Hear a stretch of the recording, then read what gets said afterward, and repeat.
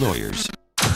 Now, Hangin with Hester and Hanny with Jacob Hester and Charles Hanagriff. Hester and Hanny on 104.5 ESPN Baton Rouge and 1130 The Tiger. Alongside Jacob Hester, here's Charles Hanagriff.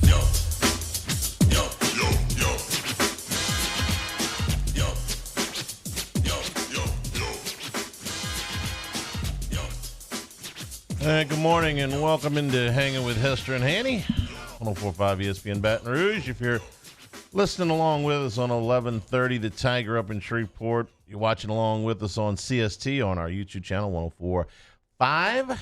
Please go and subscribe.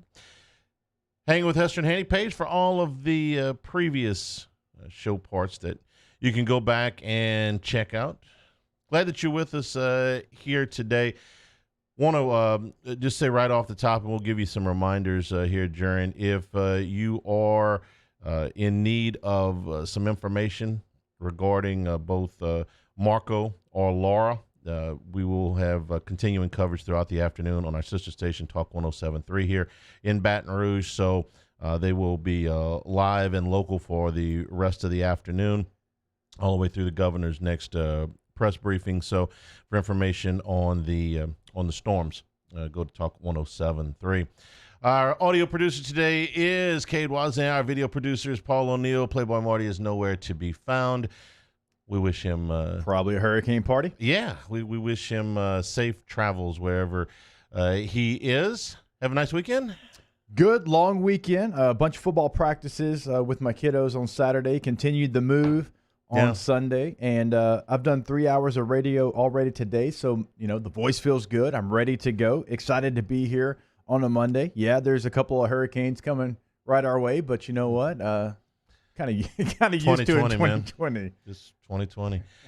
So today, just a little while ago, as a matter of fact, the AP Top 25 was released. Now, every year we watch this, and every year it's the same thing. Like, well, the rankings don't really matter. So the preseason rankings don't really matter. And then we intensely scrutinize the AP Top 25 and where LSU is and where the Southeastern Conference lies with all their teams and who's number one and all of those questions. And today we'll tell you that Clemson is a preseason number one and LSU is preseason number 6. First defending national champion not to be ranked in the top 5 since 2010, but I digress. Shocker. So we used to do a thing on Sports Today. Jimmy and I, when we would do Blue Book, we would say, okay, who after the first AP poll came out, who's the most likely team that is in the top 10 that will end the season unranked, and who's the most likely team that is unranked that'll end up in the top 10 or top 15.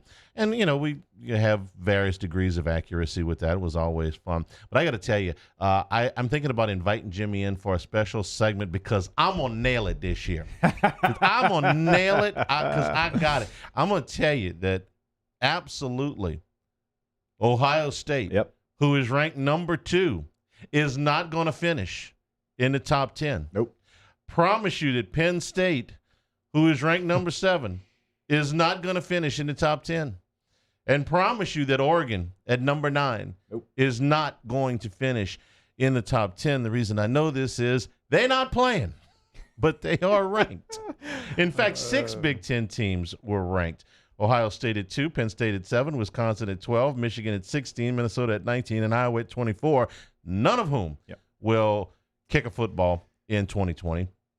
Oregon, out of the Pac-12, which has also canceled their season, you may have heard about that somewhere, is ranked number 9, USC number 17, and Utah number 22, none of which will finish the season ranked.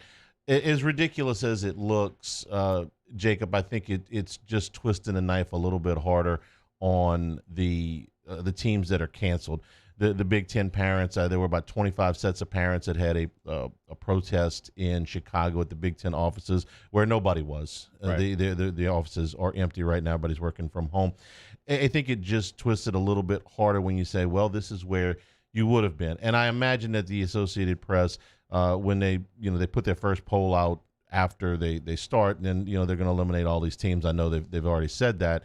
So it's just a case of what might have been. Right. And I'm not sure if it's crueler to do it this way or if they should have just eliminated them from the Like beginning. the I mean, Bowl, yeah. it looks kind of silly, to see Ohio State there at number 2. But doesn't it just twist the knife a little bit harder on Ohio State? Ryan Day thought he had a national championship team. He's calling it a once-in-a-lifetime team.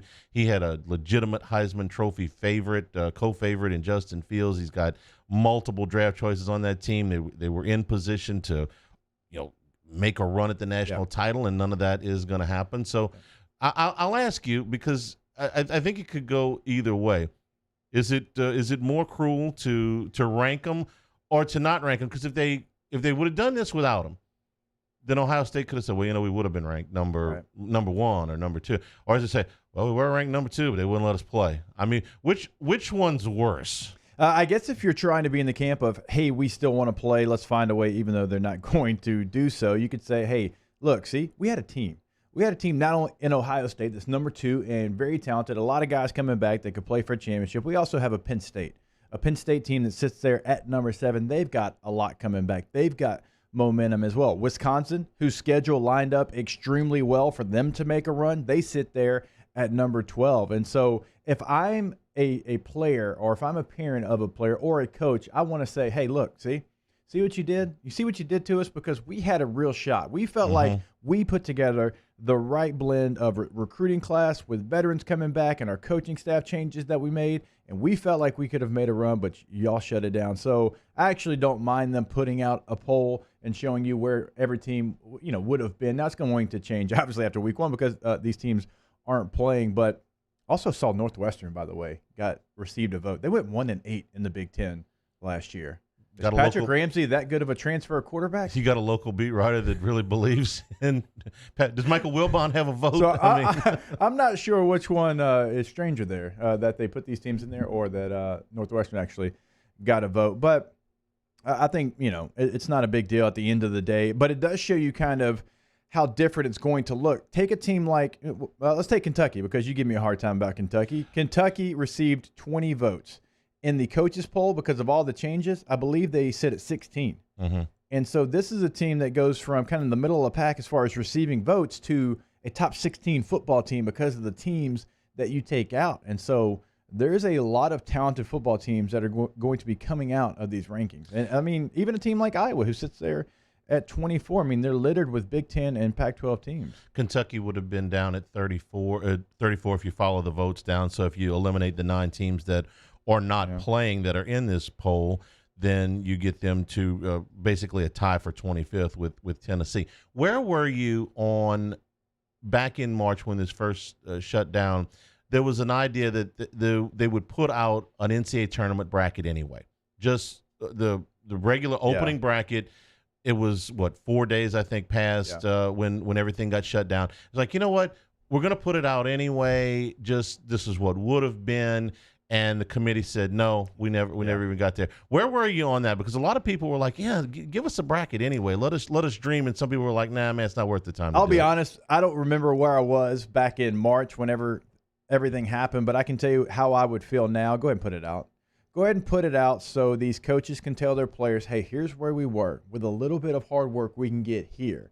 Or you can motivate your team off of it. Or, hey, we're a blue blood and we're a 4 seed. We got to be better than that. Or if you're Anthony Grant at Dayton and you say, we would have been a number 1 seed. Yeah. And they would have been. Yeah. I mean, Mark Few at Gonzaga, of course they've been there before, but it still means something. San Diego State and Dayton were the 2 teams that I felt for the most because they both had a legitimate chance, break here and a break there. They could have won it. They were both talented. I watched both of them play. Obi Toppin was a top, 4 or 5 player in the country, if not absolutely. he was player of the year in a couple of places. That gave them a chance. They could have gone all the way. I'm not saying they would have. They wouldn't have been the betting favorite number 1 overall, but they'd have been close. They would have been the top 6 or 8. Those are the teams. Look, even LSU though.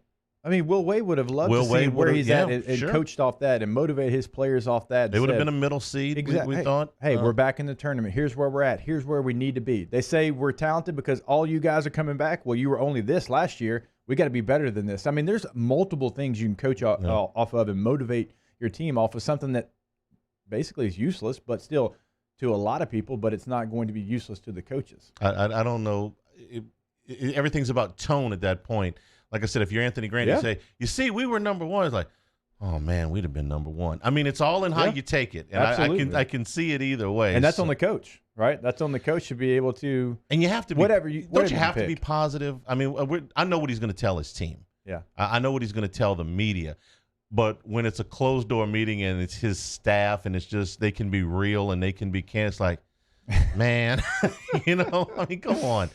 Yeah, how many times is Dayton going to be on the one line? For sure, once you get into their never the before. coaches, right. And, I mean, I can't imagine that short of just really having the planets line up for you. Yeah. I mean, maybe, again, Anthony Grant's a good coach. Butler made it twice to the finals. I mean, they rimmed out of being They did about a two-third court, half-court shot, and they could have won it. So maybe Dayton can make it again, but boy, when you're Dayton and you make it that far, I mean, LSU's got more resources, I would say, as a university than Dayton. They've never been #1 seed, right? So it would have been really something. Anyway, here's the rest of the AP top 25. Call it the pseudo top 25. Alabama, Clemson, always tell you, is #1.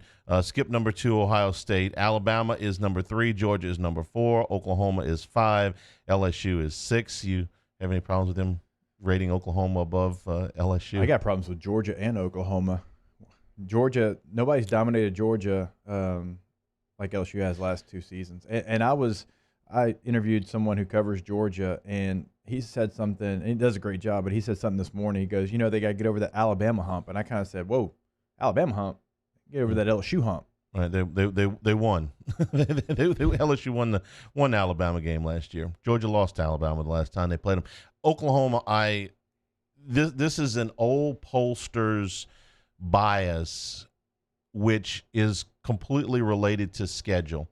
They're going to rate Oklahoma higher than LSU because Oklahoma is more likely to navigate their schedule. But I would ask the same pollster, if Oklahoma and LSU played in the Rose Bowl tomorrow, who do you think would win the game? A lot of players going off of the last time they played. I get it, but I'm here to tell you I think Vegas would favor the Southeastern Conference team there. Florida is #8. Auburn is #11. A&M at #13. And in the Southeastern Conference, Tennessee got down into the 25 hole. So that's your AP top 25. Any teams surprise you in the top 15 here as far as where they're at?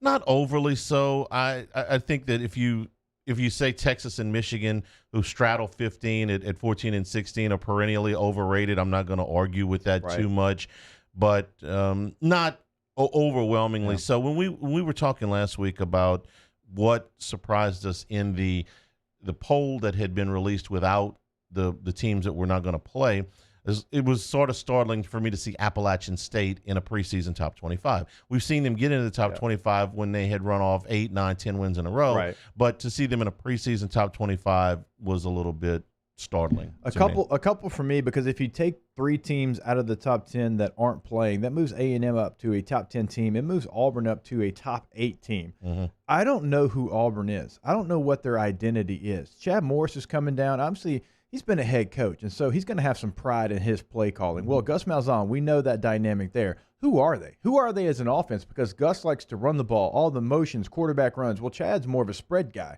He likes to do things a little bit different. So how are those two systems going to be married? What's the growth of Bo Nix? Because there was some bad Bo. He was a true freshman. I give him credit for going out there, and he played hard, and he had some moments. Ole Miss game, he played well. He had some moments in the Iron Bowl, but he also had the game against LSU and the game against Florida. He was a true freshman. I get that. What's his growth going to look like? Who's going to run the football? Boobie Whitlow's still in the transfer portal. So I've got questions about the identity of the Auburn offense right now. Their offensive line wasn't good a year ago, and they lost those guys. So who's going to be blocking for whoever's running the ball or for Bo Nix? Now, the defense, I do think they get a couple of nice pieces back, but I need to know the identity of Auburn before I can judge who they're going to be. That's why that matchup against Kentucky, and we kind of joke about it, but that matchup against Kentucky knows who they are. They've got their coaches coming back. They got Terry Wilson coming back to stabilize the quarterback position. They've got Rose and Cavassier Smoke playing running back. They've got some Jimmies and Joes that are in place that have been put into place. So I'll be honest with you. If Kentucky beat Auburn in the opening week, I don't think that's major upset. My thought on Auburn, the identity of Auburn, is that Auburn has always been better off when Gus Malzahn was in complete control of the offense. In fact, any Gus Malzahn team, wherever he's coached, has been better off when he's been in charge of the offense. I think Gus is a good play caller. I think Gus can develop a quarterback. When he has, given control to the Rhett Lashes and, other people of the world, it's never quite worked out as well. I think Gus ought to be the CEO of his offense the way Jimbo is at A&M. Regardless of what you think of Jimbo, you know who's calling the plays. If I was Auburn, I would want Gus calling the plays. I would want Gus running the offensive meetings. I know he's got to be the head coach. It's the back and forth too, Hanny. Yes, exactly. This year, I'm going to call him. Next year, let's bring Chad in. That's what would bother me. I would in Gus I trust. And if I were Gus, who is coaching for his job every November, it seems like, I would say, you know what? I'm going to live or die based on what I do. I'm not going to put my offense in the hands of somebody else. If we don't do well and we lose and I get fired, then it's on me.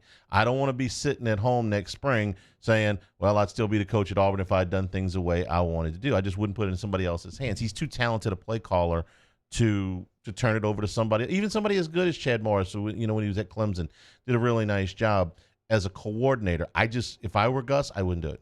I'd take the control myself. We are brought to you by Richards Honda, home of the warm and fuzzy feeling. Coming up on the show today, Tom VanHaaren, ESPN writer covering recruiting as well as several other topics, based out of Michigan. So we're going to get a little bit of his thoughts about what the cancellation of the Big Ten has done here very early in the recruiting process. Ben Baby, ESPN writer for the Bengals, will be with us in the 2 o'clock hour. Hanging with Hester and Hanny, 104.5 ESPN Baton Rouge. Hanging with Hester and Hanny.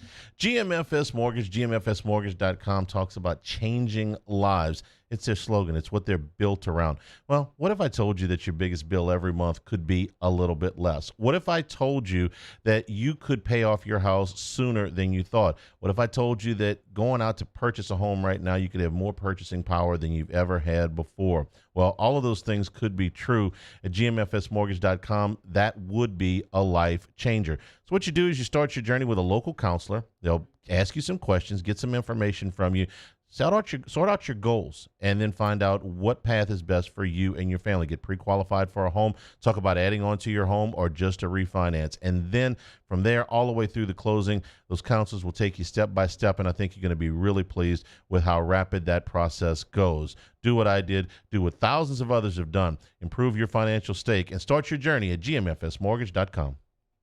Our listeners fire up their opinions on the JimsFirearms.net hotline at 499-1045. Keep listening for your next chance to shoot us your thoughts with the JimsFirearms.net hotline on 104.5 ESPN Baton Rouge. At All-Star Toyota, you get it all. If you're in the market for an all-new Toyota vehicle, come see our friendly and knowledgeable sales team at All-Star Toyota. Located in Baton Rouge at the corner of Airline and Goodwood, we've been serving our community since 2005 by offering a large selection of new Toyota cars, trucks, and SUVs. Get behind the wheel of your dream car and take a test drive at All-Star Toyota today. Gulf Coast Bank and Trust is a local bank with a straightforward philosophy. It's about doing the right thing for our customers. Participating in our community with annual local fundraisers. Offering individual attention in a modern banking atmosphere with a trusted local company. Gulf Coast Bank invested in technology with a local touch, giving our customers the power to bank anywhere, anytime. We're building relationships through personal service as the bank that cares about you. Gulf Coast Bank and Trust, the bank that cares about you. This is a house call. This is a follow-up appointment. This is a diabetes checkup. This isn't just more convenient care, it's more advanced care. This is innovating healthcare at Louisiana's #1 hospital, Ochsner. I've been doing business with Luba for 25 years. They're dependable, trustworthy. It's just the attention to detail with our clients. Our folks have years and years of experience. They're highly trained professionals, but many companies have that asset. What I'd like to think makes Luba a bit different is that we use those talents in a way that truly is dedicated to serving the needs of the folks who depend on us. Gulf Coast Office Products is a nationally recognized Savin office equipment dealer based right here in Louisiana. Over 100 employees strong, Gulf Coast has the boots on the ground to support all vertical markets from education, engineering, legal, and finance. With the latest in office technology from desktop to production segment units, Gulf Coast and Savin have the perfect fit for you. Call 225-756-2644. That's 756-2644 for Gulf Coast Office Products. And I'd build it right here in South Carolina. Introducing the all-new Sprinter, starting at $33,790. Built in the USA. Mercedes-Benz. Vans. Born to run.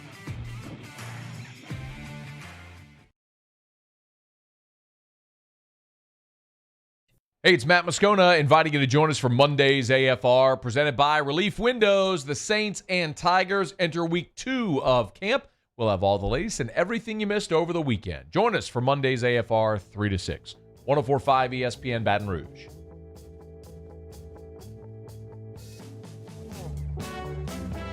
Hangin' with Hester and Hanny on 104.5 ESPN Baton Rouge and 1130 The Tiger.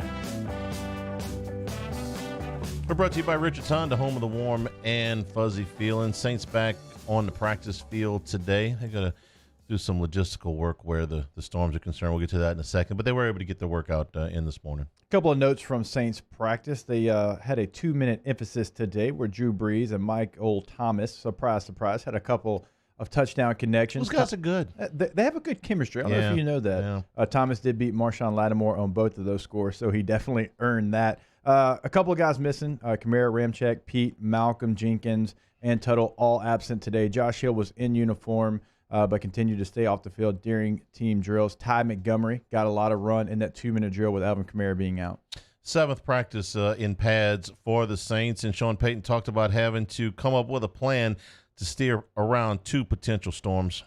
When I finish talking with you guys here, we're going to meet, get an update relative to both of these storms, and then begin to put a plan together, whether it's here or at a satellite location. Here, we gotta look closely where generators are, how it affects our facility, how it affects the indoor facility. When would the Superdome be ready with their turf surface? So really 2 options. One, obviously being here, and how are we impacted here potentially with power outages, and then 2, in the event that we would want to move or have to move, plan B. You know, this is not anything the Saints haven't gone through before as far as hurricane preps, but to have to do it with COVID protocols also still in place just compounds the issue. Again, if you want more information on the storms, our sister station Talk 107.3 got continuing coverage all afternoon. The Saints have done a lot of different things when they've had to steer around storms. When they've gone out to California and practiced, just stayed put after certain preseason games before. I can remember that they played a preseason game on Friday night before Katrina, which came ashore on Sunday night, and then Monday, of course, when the levees broke. They had played a game, I want to say against Baltimore on Friday night in the Superdome, and then that quickly things changed. So they'll be ready to do whatever it is that they need to do. I think, and we talked with Cat Terrell last week, I think Zack Baun just got elevated. Obviously, they released a veteran linebacker earlier today, so Zack Baun now is a guy that I can see stepping in and being a starter. We already assumed that he would find a way to get onto the field, but Bradham being out, now released, that kind of surprised me. It did me too, because he had been a starter most of his career. And it felt like he was penciled in as a starter in kind of a holding pattern. So do you want to? Is it a negative or is it a positive? It's negative. Well, he came in, he wasn't the guy we thought he was, or is Baun looking so good that they figured that that's not an investment that they need to make. Baun actually talked over the weekend about getting reps with the ones. It was really the only time that I in my life that I felt like in my heart, oh my God, I got these guys all around me, all these great players, and I was really just thrown right into the fire and forced to get used to the transition. And there's been a lot of them, but definitely taking advantage of all the opportunities, running with the ones, and any rep I get. Yeah, I'm working a lot of Sam in the regular downs, and then when we go to more of our nickel stuff, I hop in and take Mike reps off the ball. So doing a mix of. Something I can tell you about Zack Baun, knowing Jimmy Leonard, his defense coordinator in Wisconsin, he has been in pro-style defenses as far as the terminology. And so even though he didn't have the OTAs, he didn't have the mini camps, having a guy like Jim Leonard as your defense coordinator and knowing the way that Jim knows football, he's been coached up by one of the best. And so I don't think the learning curve's as big for him. And so I think that's why you see the release of a veteran linebacker, and you see Zack Baun being able to step up and be a guy that you can count on from day one. Very sharp young man. When we had him on the show, he was ready for every question we threw at him, and he gave great answers, long answers, insightful answers. So this is a guy that's a very smart football player. We know he's talented. Still don't know why he slid to the third round when he had a first-round grade. For, I'd say half of the people who do that for a profession had him as a first-round player. So I think could be a steal of the draft type scenario. You're a big Jim Leonard guy. Yeah. You thought that was a name that LSU needed to consider when they had to go and replace Dave Aranda, that he would have been.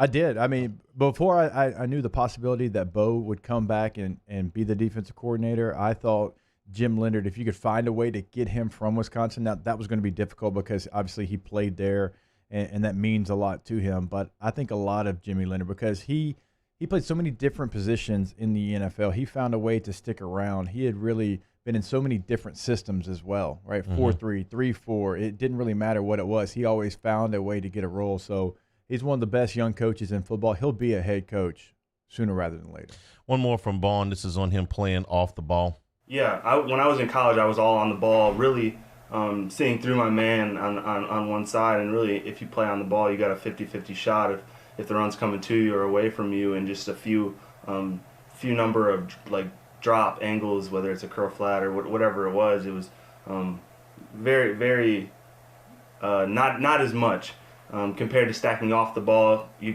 really got to open up your vision and see the full picture. Still getting used to that, and but each day I'm getting better and I'm getting more comfortable.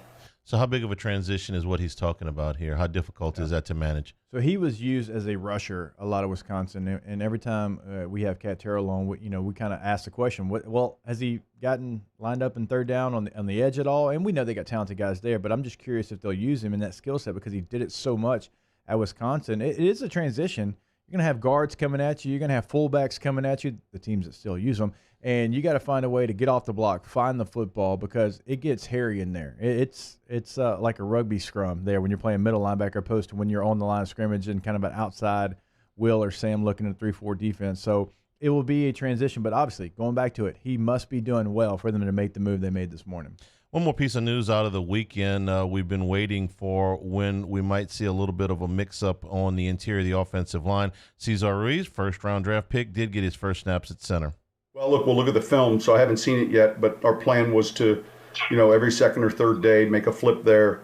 There was a couple snaps today where, that relative to the run game that he can clean up, shotgun snaps, but we'll look at the film and take a peek at it. So we wanted to do that both with he and Eric, and both of them are smart enough and good enough players where they can handle a switch like that, during a couple-day stretch. You know what I was wondering was not about the shotgun snaps, but about how many snaps that Shea Patterson actually took, or how many snaps under center that Ruiz had last year. You could probably count them on two hands because the Saints go into center. The Saints go into center a lot. Oh, absolutely, they do, and way more than most college teams now. I like the pick because he's going to have a spot. But I'm kind of confused in why they're forcing the issue because Eric McCoy was so good last year as a rookie. And I think both players are very talented, but why the rush? Why the rush to get McCoy out of the center position, move him to a guard? I can't answer that other than the fact that Ruiz is not. He's not small, okay, but he's not. He's probably 15 pounds lighter than a lot of NFL guards. He's somewhere in that 315 range, and a lot of those guys are 330. He might be a little bit more physically suited to play center long term, which doesn't mean he can't play guard right now. I mean, you can play guard at 315 pounds in the NFL, but but a lot of those guys are upwards of 325, 330. My guess is that they will take a longer look and decide which. I would be surprised if they continue to mix and match once the season started. They'll take a look at whatever they can look at during training camp. You're going on. You're under 3 weeks to the opener now. Bill Parcells had a great quote over the weekend. He said, you're asking these guys to come in and do like 17 practices before the first game. He said we used to have that many before the first preseason game and upwards of 50 before we played a regular game. He says, this is not easy what they're having to do. So you would get Hanny in the first week of camp before you had to have an off day. You would get 12 in probably the first week. 12 practices, like week 1, you're getting 12 in. Yeah, and that's probably low. And this is very, very different, especially you're talking about a position change from McCoy and Ruiz. Take a break. When we come back here in hour number 1, Hanging with Hester and Hanny, 104.5 ESPN Baton Rouge. Hanging with Hester and Hanny. In times of need, get a full list of phone numbers, websites, and other important emergency information on the Demco Stormwatch page at 1045ESPN.com. When you want the best of Louisiana, you don't go to a superstore. We know what we like, and we like it local. Same goes for banking. As one of Louisiana's largest local banks, we offer homegrown services crafted around you. Gulf Coast Bank, the bank that cares about you. Le posso offrire un caffè? Le posso offrire un caffè? Andiamo insieme da me, non c'è. Call Mr. Electric today for electrical repairs, upgrades, and installations. Are you a licensed contractor? There's lots of good contractors in Louisiana doing work the right way, but unfortunately, too many unlicensed contractors are working outside the licensing requirements. Working as a contractor in Louisiana requires a license for the company doing the work. The Louisiana State Licensing Board for Contractors wants to help you get licensed to allow you to conduct work legally. It's not difficult to get the license. We can help you. Go to lacontractor.org for more information. Licensed contractors, it's the law. This isn't just another day. It's so much more. Kelly's life was put on hold when her auctioneer primary care doctor discovered a rare blood disorder. Her doctor connected her to an auctioneer care team of cancer, heart, and kidney specialists. With multiple primary care locations around Baton Rouge, same-day appointments, and online scheduling, we're relentless about keeping you healthy. Auctioneer Baton Rouge, innovating healthcare for Kelly. At All-Star Toyota, you get it all. If you're in the market for an all-new Toyota vehicle, come see our friendly and knowledgeable sales team at All-Star Toyota. Located in Baton Rouge at the corner of Airline and Goodwood, we've been serving our community since 2005 by offering a large selection of new Toyota cars, trucks, and SUVs. Get behind the wheel of your dream car and take a test drive at All-Star Toyota today. ServiceMaster Elite create clean, disinfected work environments. As a local business, we take pride in serving the New Orleans and Baton Rouge areas. Our cleaning protocols follow CDC and OSHA standards for healthcare settings, offices, senior living, restaurants, and industrial plants. Contact ServiceMaster Elite to get your operation ready for reopening with germ disinfection cleaning. ServiceMaster Elite, the trusted choice in professional cleaning since 1996. To all of our heroes working on the front lines of this COVID-19 pandemic, your bravery and selflessness represent the very best of us, and we want to say thank you. I'm asking everyone around the state to join me in celebrating the heroism of our healthcare professionals on the 19th of every month at 1900 hours, that's 7 p.m. Write a note of appreciation, make plans to donate to charitable organizations, or say a prayer. To learn more, visit 19thanks.org. Thank you, and God bless. Crime has serious consequences, but anyone can make a mistake. If you find yourself in trouble with the law, know that you have rights, and it's okay to demand them. The law offices of O.C. Brown are here to protect you and your rights. Felony or misdemeanor DUI, or drug charge. No matter what crime you're accused of, you still have rights. Let the law offices of O.C. Brown uphold them.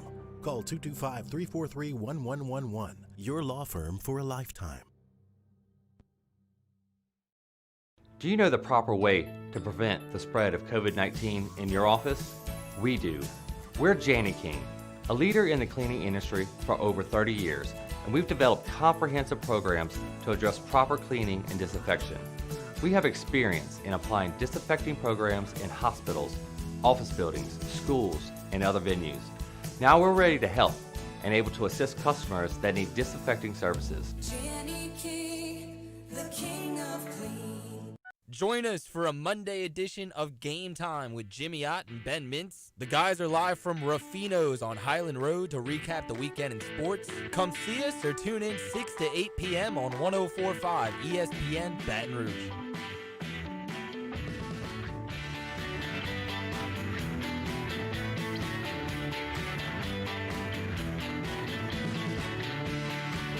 Hangin' with Hester and Hanny on 104.5 ESPN Baton Rouge and 1130 The Tiger.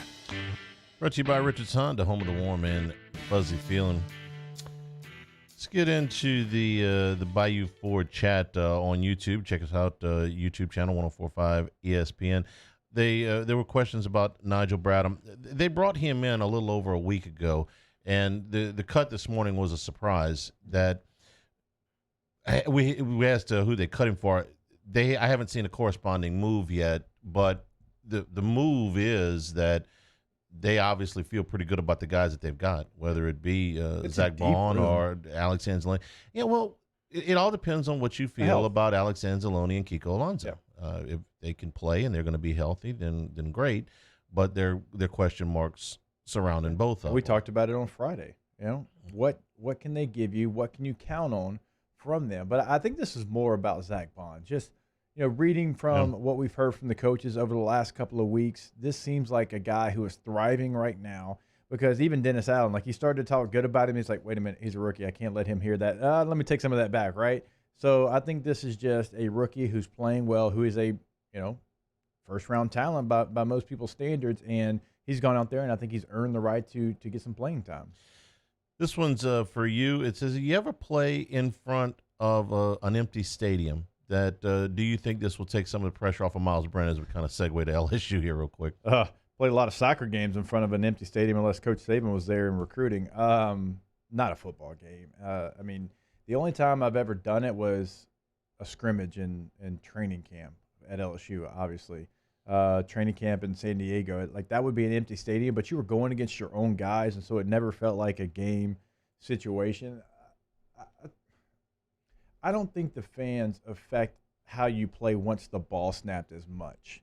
Now, you can get some energy off them. There's no question about that, but especially the quarterback position, if you can't block out the noise, if you can't block out the fans, home or away, then you're not meant for that position. Yeah. And so the crowd can give you some juices pregame, no question about it. Before a kickoff, yeah, absolutely. But once the ball snap, if you're a good player, everything kind of goes away already. Everybody's had that has been playing sports so far in the comeback has had to deal with this. We've seen some phenomenal golf shots, right, where ordinarily the galleries would be going wild. Whit Merrifield, who's that's the Royals outfielder, who's leading the American League in hits right now, had a quote over the weekend. He said, it's just, it's very strange. He had a double in a game last week, and it was in the 8th inning. It gave him the lead, and he says, I'm standing there on second base, and it's dead silent. This is a late game hit that gives us the lead, and there's nothing. And what about the biggest one?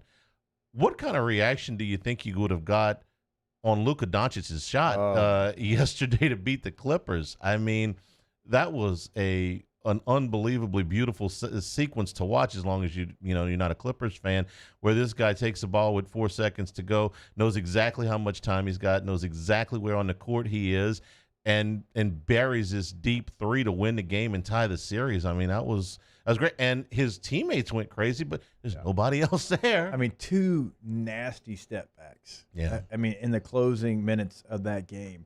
He is such a special player. I mean, triple-double, 40 points, and to hit a buzzer beater against a really good defender.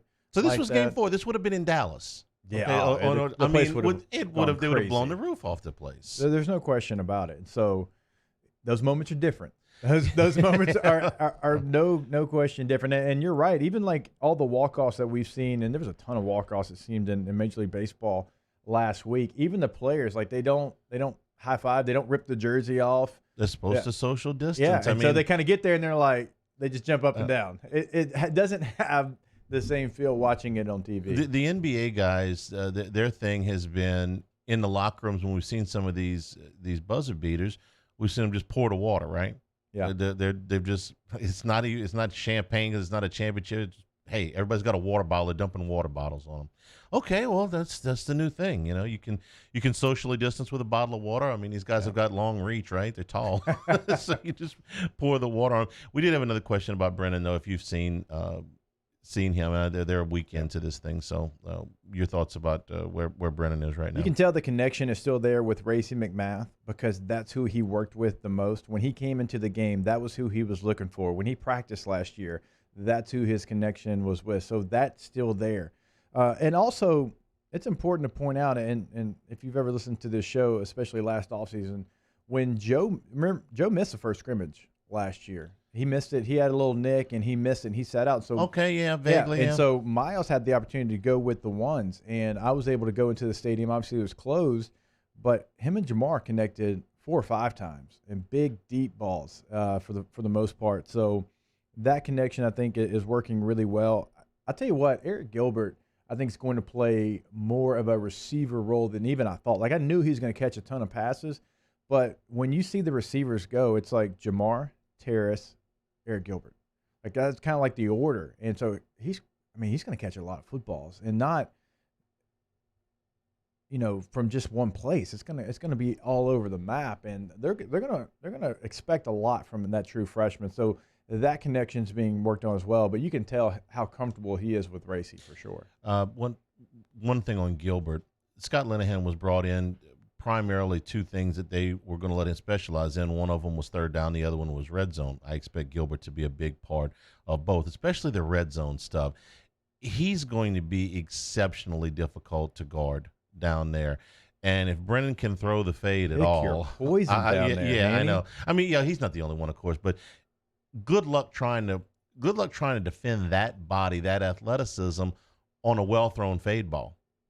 I mean, who you got back there that's 6'5", that that can go up and get a ball and that can that's muscle their way into Eric Gilbert, because he's going to have that advantage every time. Here's your self-scout. If you're LSU's defense and you're trying to guard Eric Gilbert, now this is DBU, right? Yeah. This is the best secondary usually that you can find in the Southeastern Conference, if not the country, and you had to defend Gilbert on, I don't know, third down and goal from the 5. Who are you putting on him? The only option is probably Jacoby Stevens. Mm-hmm. And how many people have a Jacoby Stevens? Not a lot. No. There's a reason he is a special weapon. And right, exactly. I think LSU would have a hard time defending LSU. Bama Gump says Ohio State might still finish in the top 10. Okay, now that would aggravate me. That one's just ridiculous enough to comment on. We thought they would have been. They never played a game. Wouldn't that be something?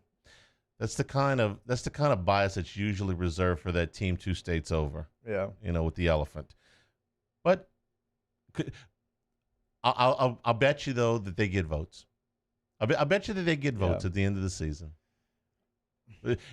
One person, one Big Ten writer somewhere, just to make a point, says, I still think, not having played a game, Ohio State's still one of the top 25 teams in the country. And what's the poll going to look like if they do? I still don't think they do, but if they do play a spring season, are you going to have the teams that just finish and then kind of place Ohio State or whoever else kind of in the pecking order of what you've seen? I have no idea what the record books are going to look like when they close the book on what will be the 2020 football season. That it will be, I guess, a split season, kind of like the 81. If you go back and you look up the records for the 1981 Major League Baseball season, they have first half standings and second half standings, before the strike and after the strike. And my guess is that when they write their record books on 2020, it will be pre-pandemic and post-pandemic. Who's the champion in 81? the Dodgers. But see, they actually played a World Series that year when everybody was eligible. If you were in first place at the break, you were automatically into the playoffs, no matter what you did in the second half. So it was bizarre. But when they got to the postseason, everybody was eligible. That won't be the case here for either. I was end. -4, so I was asking. This is what I'm here for. Trying to help. We're brought to you by Richard Honda, home of the warm and fuzzy feeling. Hanging with Hester and Hanny, 104.5 ESPN Baton Rouge. Hanging with Hester and Hanny. Tiger Air and the American Standard Heating and Air Conditioning Systems. You know why I love the American Standard? Because the American Standard saves me money. Every single month, my energy bills are less than they would be with any other unit. I know. I've had other units. I got this one. It works better. The most efficient use on the market, plus the programmable thermostat, which makes it easy to make adjustments from your cell phone, and you'll never forget that you have to adjust your air conditioner. So during these sweltering summer months, you can still save money. As y'all know, I love the protection plan over at Tiger Air. It's a comfort assurance protection plan for your air conditioning and heating equipment. A seasonal maintenance, discounts on parts and labor, and priority service are included. That's important because they can work on any unit, any brand that you might have. They can make sure that it gets up and working again. Also, free quotes. Go to tiger-air.com for a full system replacement. You can also call them at 225-754-8687. We opened up the playbook and expanded our coverage. Listen daily in high definition on 98.1 HD2. We are 104.5 ESPN Baton Rouge. I'm Jay Ducote. I grew up learning how to cook at LSU tailgate parties and right in my own backyard. And I created JD's Louisiana products to bring that Louisiana flavor to you at home for your backyard cookout. JD's Louisiana barbecue sauce, Louisiana molasses mustard, spicy and sweet barbecue rub, and more are available at your local supermarkets or by logging on to jducote.com/shop. Put in promo code CST for 25% off at checkout. Gulf Coast Office Products is a nationally recognized Savin office equipment dealer based right here in Louisiana. Over 100 employees strong, Gulf Coast has the boots on the ground to support all vertical markets from education, engineering, legal, and finance. With the latest in office technology from desktop to production segment units, Gulf Coast and Savin have the perfect fit for you. Call 225-756-2644. That's 756-2644 for Gulf Coast Office Products. I've been doing business with Luba for 25 years. They're dependable, trustworthy. It's just the attention to detail with our clients. Our folks have years and years of experience. They're highly trained professionals, but many companies have that asset. What I'd like to think makes Luba a bit different is that we use those talents in a way that truly is dedicated to serving the needs of the folks who depend on us.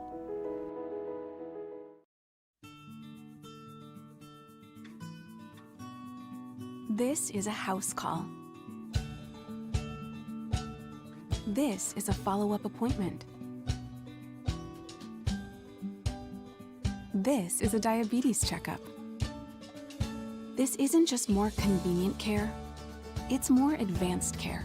This is innovating healthcare at Louisiana's #1 hospital, Auctioner. Gulf Coast Bank and Trust is a local bank with a straightforward philosophy. It's about doing the right thing for our customers. Participating in our community with annual local fundraisers. Offering individual attention in a modern banking atmosphere with a trusted local company. Gulf Coast Bank invested in technology with a local touch, giving our customers the power to bank anywhere, anytime. We're building relationships through personal service as the bank that cares about you. Gulf Coast Bank and Trust, the bank that cares about you. At All-Star Toyota, you get it all. If you're in the market for an all-new Toyota vehicle, come see our friendly and knowledgeable sales team at All-Star Toyota. Located in Baton Rouge at the corner of Airline and Goodwood, we've been serving our community since 2005 by offering a large selection of new Toyota cars, trucks, and SUVs. Get behind the wheel of your dream car and take a test drive at All-Star Toyota today. 34. Coming up on Tuesdays Off the Bench. Live check-ins keep you updated on the Storm Watch. Coach O stops by, talk Tiger Camp, as does Derek Stingley Sr., and a brand new OTB mailbag. Off the Bench, 7 to 10 a.m., 104.5 ESPN. Hangin' with Hester and Hanny on 104.5 ESPN Baton Rouge and 1130 The Tiger. I know, Mr. Hester, you're going to enjoy the reports out of Chiefs camp over the weekend. They ran this was just one sequence. This is from Peter King, longtime NFL scribe. The first 4 plays of the 11-on-11 practice. First one, Mahomes to Edwards-Helaire off the right guard. Second one, handoff to Edwards-Helaire around the left end. Third one, handoff to Edwards-Helaire over right guard. Fourth play, handoff to Edwards-Helaire over right tackle. Next play, ran a wheel route out of the backfield. Mahomes threw it slightly behind him. The kid caught it in stride, one-handed, headed upfield like he's done this 1,000 times before. Built low to the ground with powerful-looking legs, sort of like Kareem Hunt. Edwards-Helaire could not have been more impressive in the 2 practices I saw. That's from Peter King out of his Monday morning. He's seen a couple practices in training camp. Yeah, football morning in America is what he calls it now. But this is a guy that, when he was given the opportunity at LSU, it wasn't only last year. Now, last year was such a phenomenal season by Clyde Edwards-Helaire. But the 2018 Georgia game, when the offense kind of opened up a little bit that game, they were doing some different things to try to combat that Georgia defense, and Clyde had a monster game. Mm-hmm. He fits this type of offense so well. Like, if you could create a running back in a lab to fit like a spread scheme, whose running back is asked to not only run the football in outside zones and different things, but to also catch the football, it would be Clyde Edwards-Helaire. So no surprise there. Such a weapon for that team that already has so many weapons. We're talking about LSU's offense, and how do you stop them? How in the world do you stop the Chiefs? They got arguably the best tight end, if not the best, the second best tight end in football. They've got speedsters all over the place on the edge. Now they add Clyde Edwards-Helaire to the backfield. They've got a quarterback that can make every throw plus some. That's going to be a scary team to face, and they're only getting better defensively. Are you playing fantasy football? If you're playing fantasy football, your draft's probably coming up not terribly long from now. ESPN is actually not even done yet. They're doing their 24-hour fantasy football marathon. Started yesterday. It's still going on right now. If you've been doing mock drafts at all, if you've been watching the rankings, doing stuff like that, this is how round ones are going, okay? Christian McCaffrey is the unanimous first-round pick in just about every draft, the PPR leagues for sure. And then it's some combination of Saquon Barkley, Ezekiel Elliott, and usually Dalvin Cook. That's the first. Clyde's going next. Yeah, he's going in the first round of virtually every mock draft that I've seen. And right now, the ones that I've done, the ones that I've seen, him and Alvin Kamara, about what and what. They're going within 1 or 2 picks of each other in whatever order, depending on what league you're in. Everybody expects. Who has more total yards at the end of this year? Kamara or Edwards-Helaire? Yep. Wow. Chiefs have got more overall weapons, I think, than the Saints. I'll say with my chest out. You think Clyde? I'll say with my yeah. Because he was going to split carries. Now that's not an option. He's the guy. No, Kamara is going to split some carries. Murray's going to get some of those carries. He's going to get some of that action, and the Saints' offense just is a little bit different. That's not a slight to Kamara. I just think Clyde's going to be used as much as any running back not named Christian McCaffrey this year. Thomas is going to get more balls than Tyreek Hill. Yes, Hill will have the better per catch average, but Kelsey will get more balls than Cook. So then, Sammy Watkins versus Emmanuel Sanders. There's not another back in the Kansas City offense that's going to get as many carries as Latavius Murray is. Right. So, yeah, you make I think it's 6-5 to Pickett. Those two guys in some order if they both play 16 games. I was hoping you'd have a strong Kamara, so I could throw a bet out there. Maybe I get a dough steak out of you. I'll take Kamara, but I think it's close. I think it's really, really close. I think it's close, but just think about this, Hanny. Before this time last year, if I said, you know what, next year in the NFL, Clyde Edwards-Helaire is going to have more yards potentially than Alvin Kamara. I didn't think Clyde Edwards-Helaire was going to have more yards than John Emery last year. Okay, I was an idiot. I missed. You weren't the only one. I missed on that one. I liked Clyde. Yeah. I've been watching Clyde since he was. I did the entire sophomore season in high school, so I've known about Clyde for years, and I've always respected his talent. I didn't think that he had that kind of year last year. Was I didn't it have that. Clyde that was like the first freshman to ever play at Catholic? Under Dale Weiner. Yeah. He's the first guy that got promoted to the Matt varsity. Moscona didn't play as a freshman? Not according to Dale Weiner. Man. That Dale Weiner told me that, so I mean I'm trusting the coach to keep pretty good records. Yeah. he was but things like that say something. Yeah, they do. I mean, a because they school won a that's lot had of the games. history so that sure. Catholics had. Yeah, absolutely. Dale won 300 games, and this was the first guy. Tom VanHaaren from ESPN will join us when we come back for hour number 2. Hanging with Hester and Hanny, 104.5 ESPN Baton Rouge.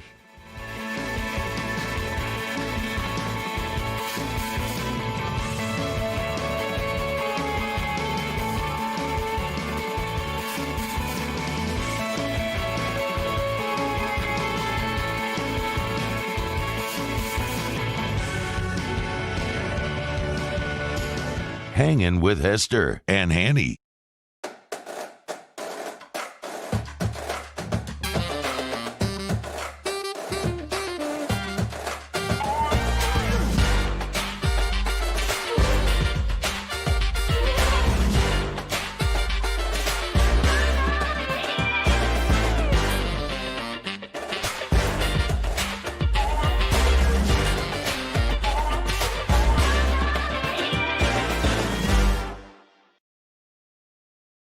Are you a licensed contractor? There's lots of good contractors in Louisiana doing work the right way, but unfortunately, too many unlicensed contractors are working outside the licensing requirements. Working as a contractor in Louisiana requires a license for the company doing the work.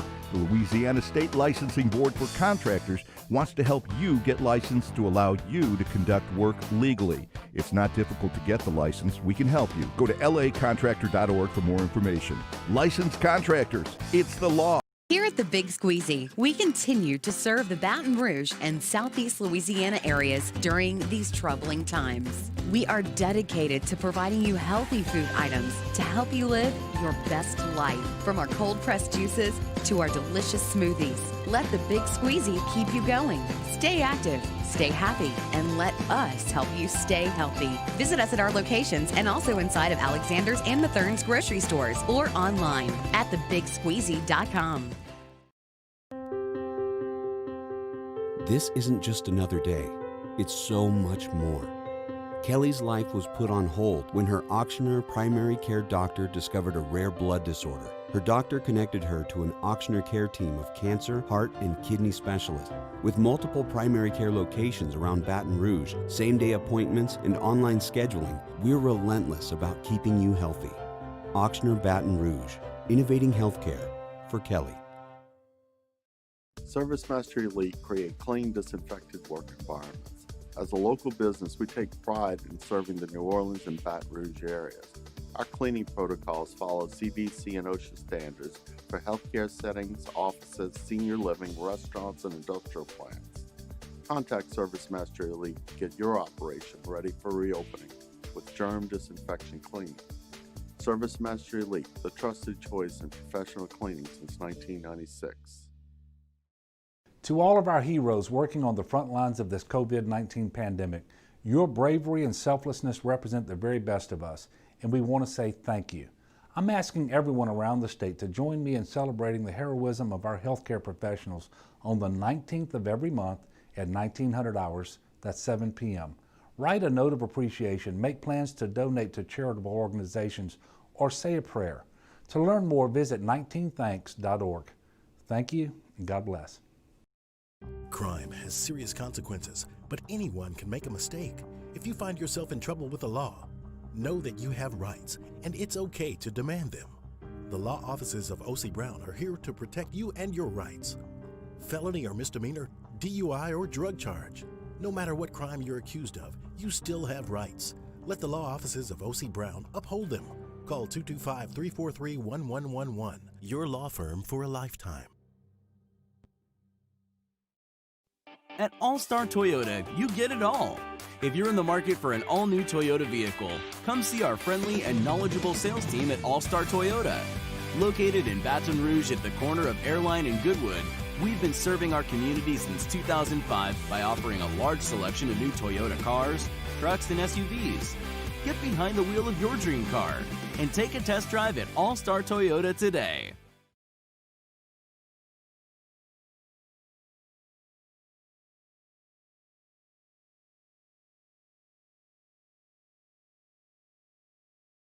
And injury lawyers.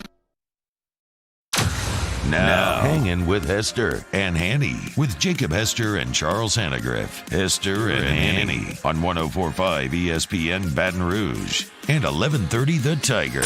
Alongside Jacob Hester, here's Charles Hanagriff.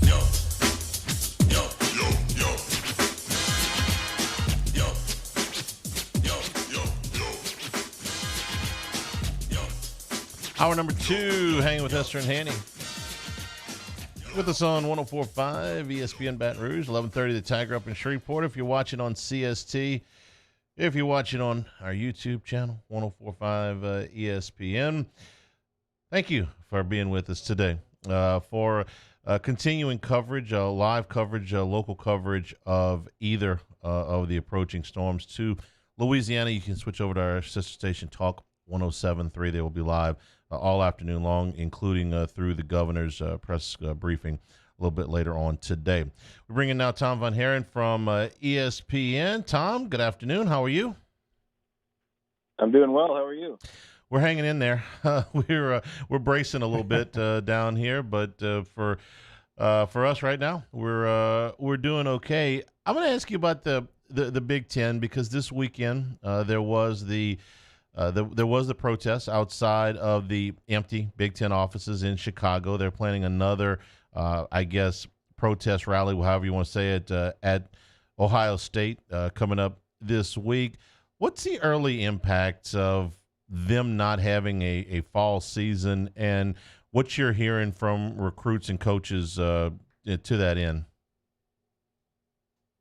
Well, everybody's still upset in the Big Ten, as you noted. The parents are protesting outside the Big Ten headquarters, and it looks like there's going to be a letter that's going to be released pretty soon here. Another letter released by the parents as well. So everybody's pretty upset, it seems like, and I think that the biggest reason, that just talking to some people, just reading some other stories, and kind of reading the room, it seems like it's been communication and lack of transparency, because the Pac-12 made the same decision the Big Ten did, but you're not seeing this uproar in the Pac-12. You're seeing it in the Big Ten, and a big part of that is the way that the Pac-12 rolled this out to their coaches, to their athletic directors, even to the media, really, how they did it. It was the complete opposite of the Big Ten. So I think that's the main issue that everybody has now, is that there's just been a lack of transparency there from the Big Ten commissioner, and recruiting. I don't think it's going to have a big impact on recruiting. These prospects pay attention to things, but I don't think they really dive into the fine details of every decision that happens. And they know that the schools, the coaches at those schools, the players, they know that those guys wanted to play. So this is a unique situation for everybody. I think for the most part, everybody understands the situation. And from the recruiting standpoint, I know other coaches are probably going to try to use it against Big Ten schools. But like I said, I think a lot of these prospects understand what's happening, who wants to play, and who made the decision.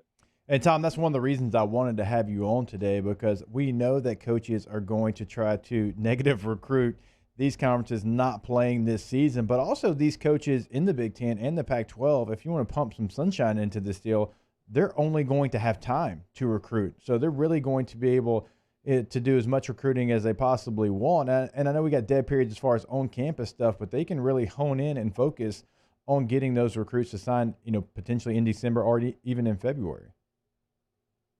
Yeah, and that part is especially important for a lot of the Big Ten coaches and the Pac-12 coaches too. I mean, you look at USC, they're ranked number 10 overall in our class rankings right now, which is a huge jump from where they were last year.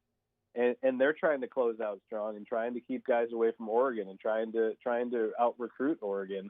And so they're going to have extra time. The guys in the Big Ten, especially, I think, with Ohio State, with Michigan, and even Penn State, I have to imagine they're going to use this time to their advantage. And like you said, it's a dead period, so there's no actual visits. But what we're seeing is prospects are starting to take visits on their own.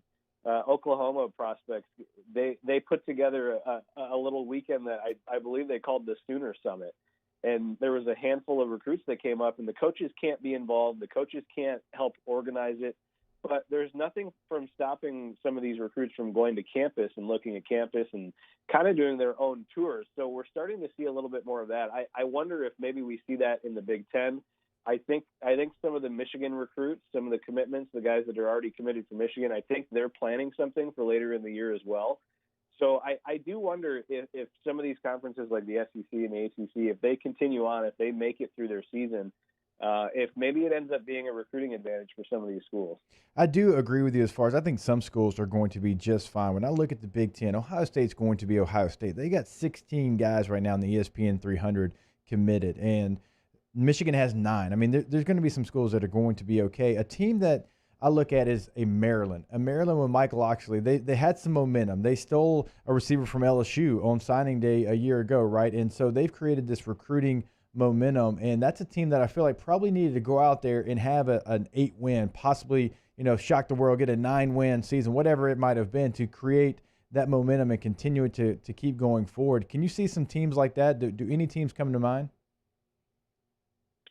Maryland, for me, I actually kind of look at it as the opposite of maybe this gives them a little bit more time. If they can continue to practice and whatever the schedule is that they're going to end up working through the fall, if they can continue to at least work together, and maybe it gives them more time under Mike Locksley and his staff to build some chemistry. And they just brought in Talia Tagovailoa from Alabama at quarterback. Maybe it buys them some time, and maybe that's a positive for schools like Maryland that they're in the early stages of trying to build something. I think maybe that extra time could be a positive for them.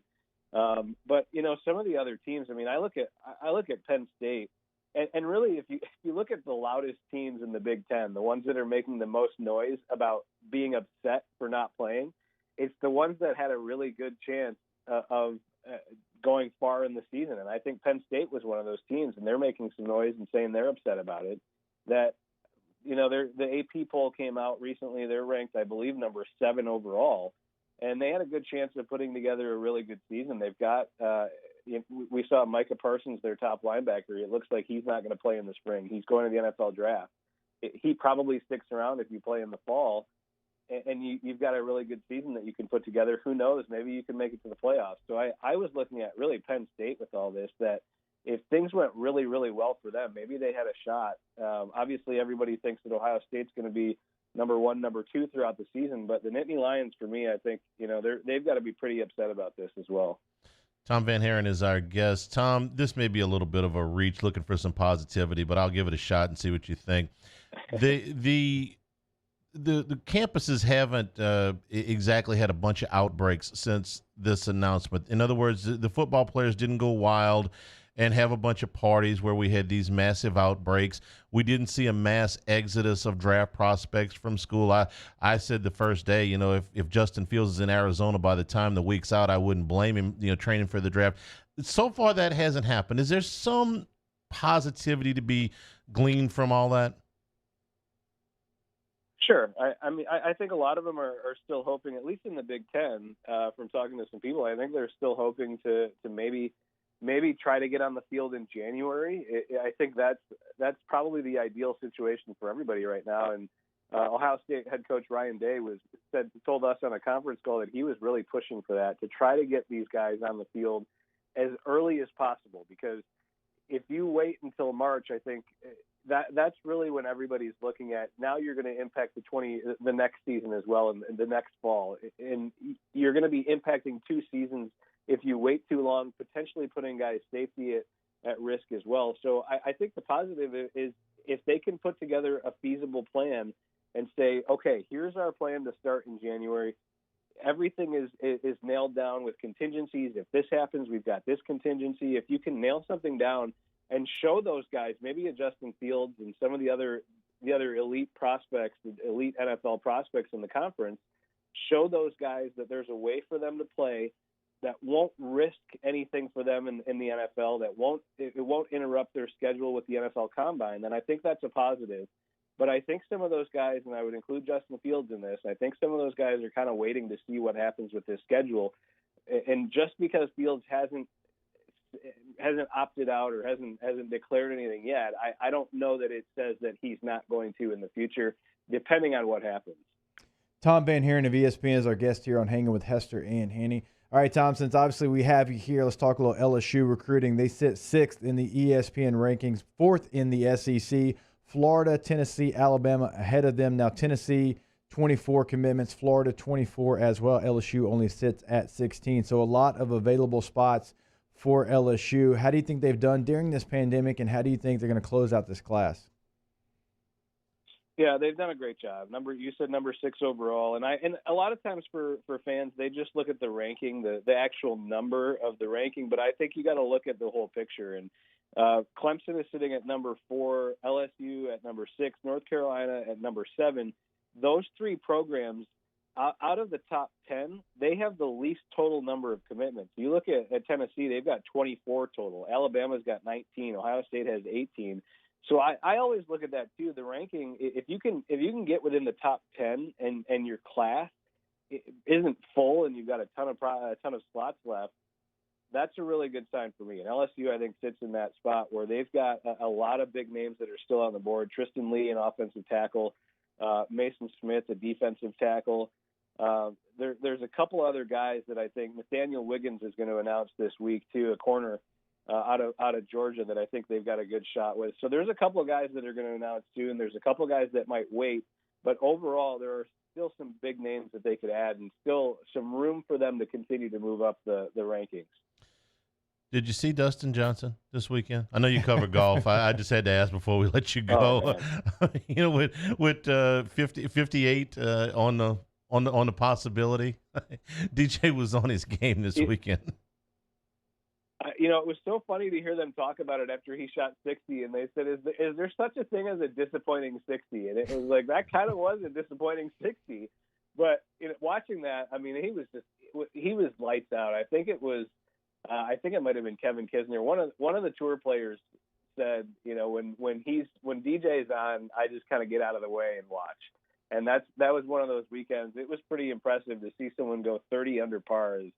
That's unbelievable. Made me feel terrible about my golf game, but it was fun to watch. If he putts reasonably well, he's the best player on tour. He doesn't even have to be a spectacular putt. If he just putts reasonably well, because tee to green, I still think he's the best player in the world. Once he gets on the green, then it kind of goes up and down. If he just putts reasonably well, he's the best player in the world, in my opinion. When they're on, Dustin Johnson and Justin Thomas for me are the two guys that have very few holes in their game. When they're on, it's just so tough to beat those guys. And it's funny because Justin Thomas is still playing okay, but he's not playing anywhere near where he can. So I think those two guys, they're just on a different level when it comes to just consistency and being able to do a little bit of everything right. Tom, we appreciate your time. Stay safe, and we'll talk with you soon. Yeah, you guys stay safe too. Thanks for having me. Tom VanHaaren from ESPN. We got one game going, another quadruple header in basketball. A tight game early second quarter. The Bucks lead the Magic 22 to, oh no, Magic just took the lead 24-22. Milwaukee leads that series 2-1. Houston and OKC game number 2, and then the Pacers and the Heat and the Lakers and the Blazers. We'll take a time out here, hanging with Hester and Hanny, 104.5 ESPN Baton Rouge. Hanging with Hester and Hanny.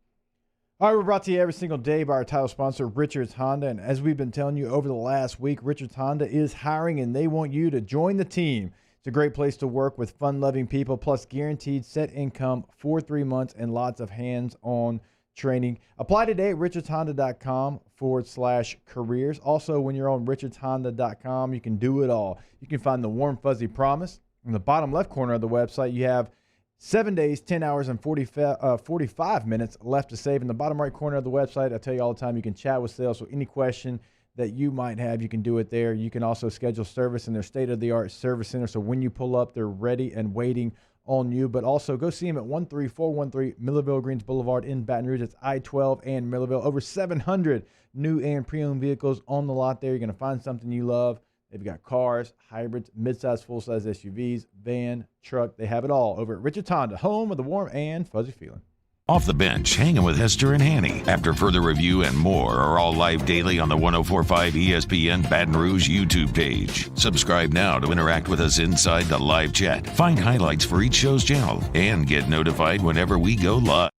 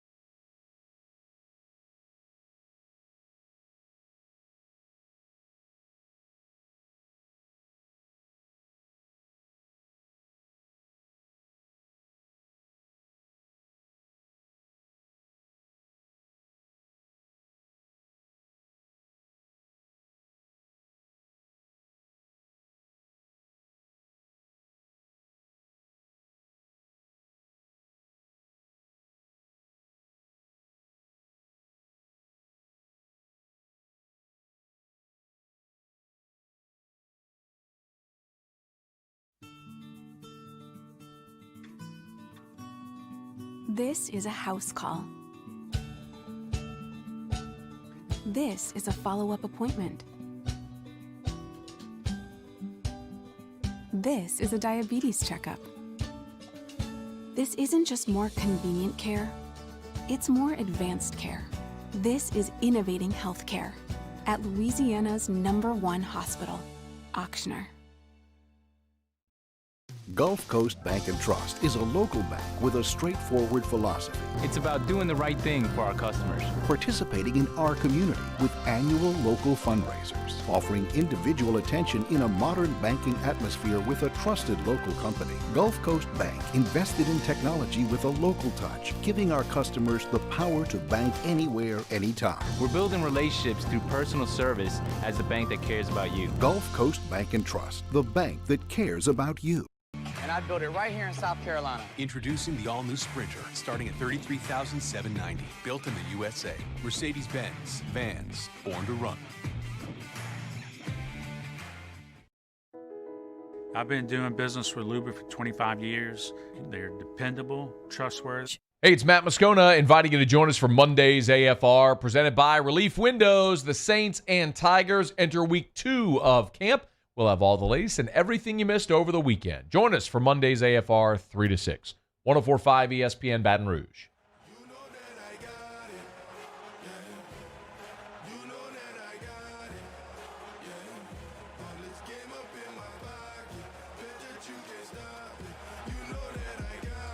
Hangin' with Hester and Hanny on 104.5 ESPN Baton Rouge and 1130 The Tiger. We're brought to you by Richard's Honda, home of the warm and fuzzy feeling. College football playoff has made an announcement here just in the last 15 minutes or so about their ranking dates. They follow the normal ranking dates that they would in any other year. They mean to have a playoff with or without the Big Ten and the Pac-12. I don't know if this is unexpected. This is sort of what we thought would happen, but it's nice to see it official. That there'll be a playoff. I don't know how many bowl games there'll be, but if they get it in, there'll be a playoff. Just kind of adds to my belief that there won't be a spring football, at least in the Power 5. What would you do if you were the Heisman Trophy Committee right now? If you were the Heisman Trust, would you say we're going to have our announcement in December like we do every year, or we're going to have it in January because the season might go deeper into December than it usually does? Or are we going to wait until next April to give out the Heisman Trophy? I do it in December. Now, I would understand them moving it back because they've already moved the seasons back. the SEC championship's not until 6 days before Christmas.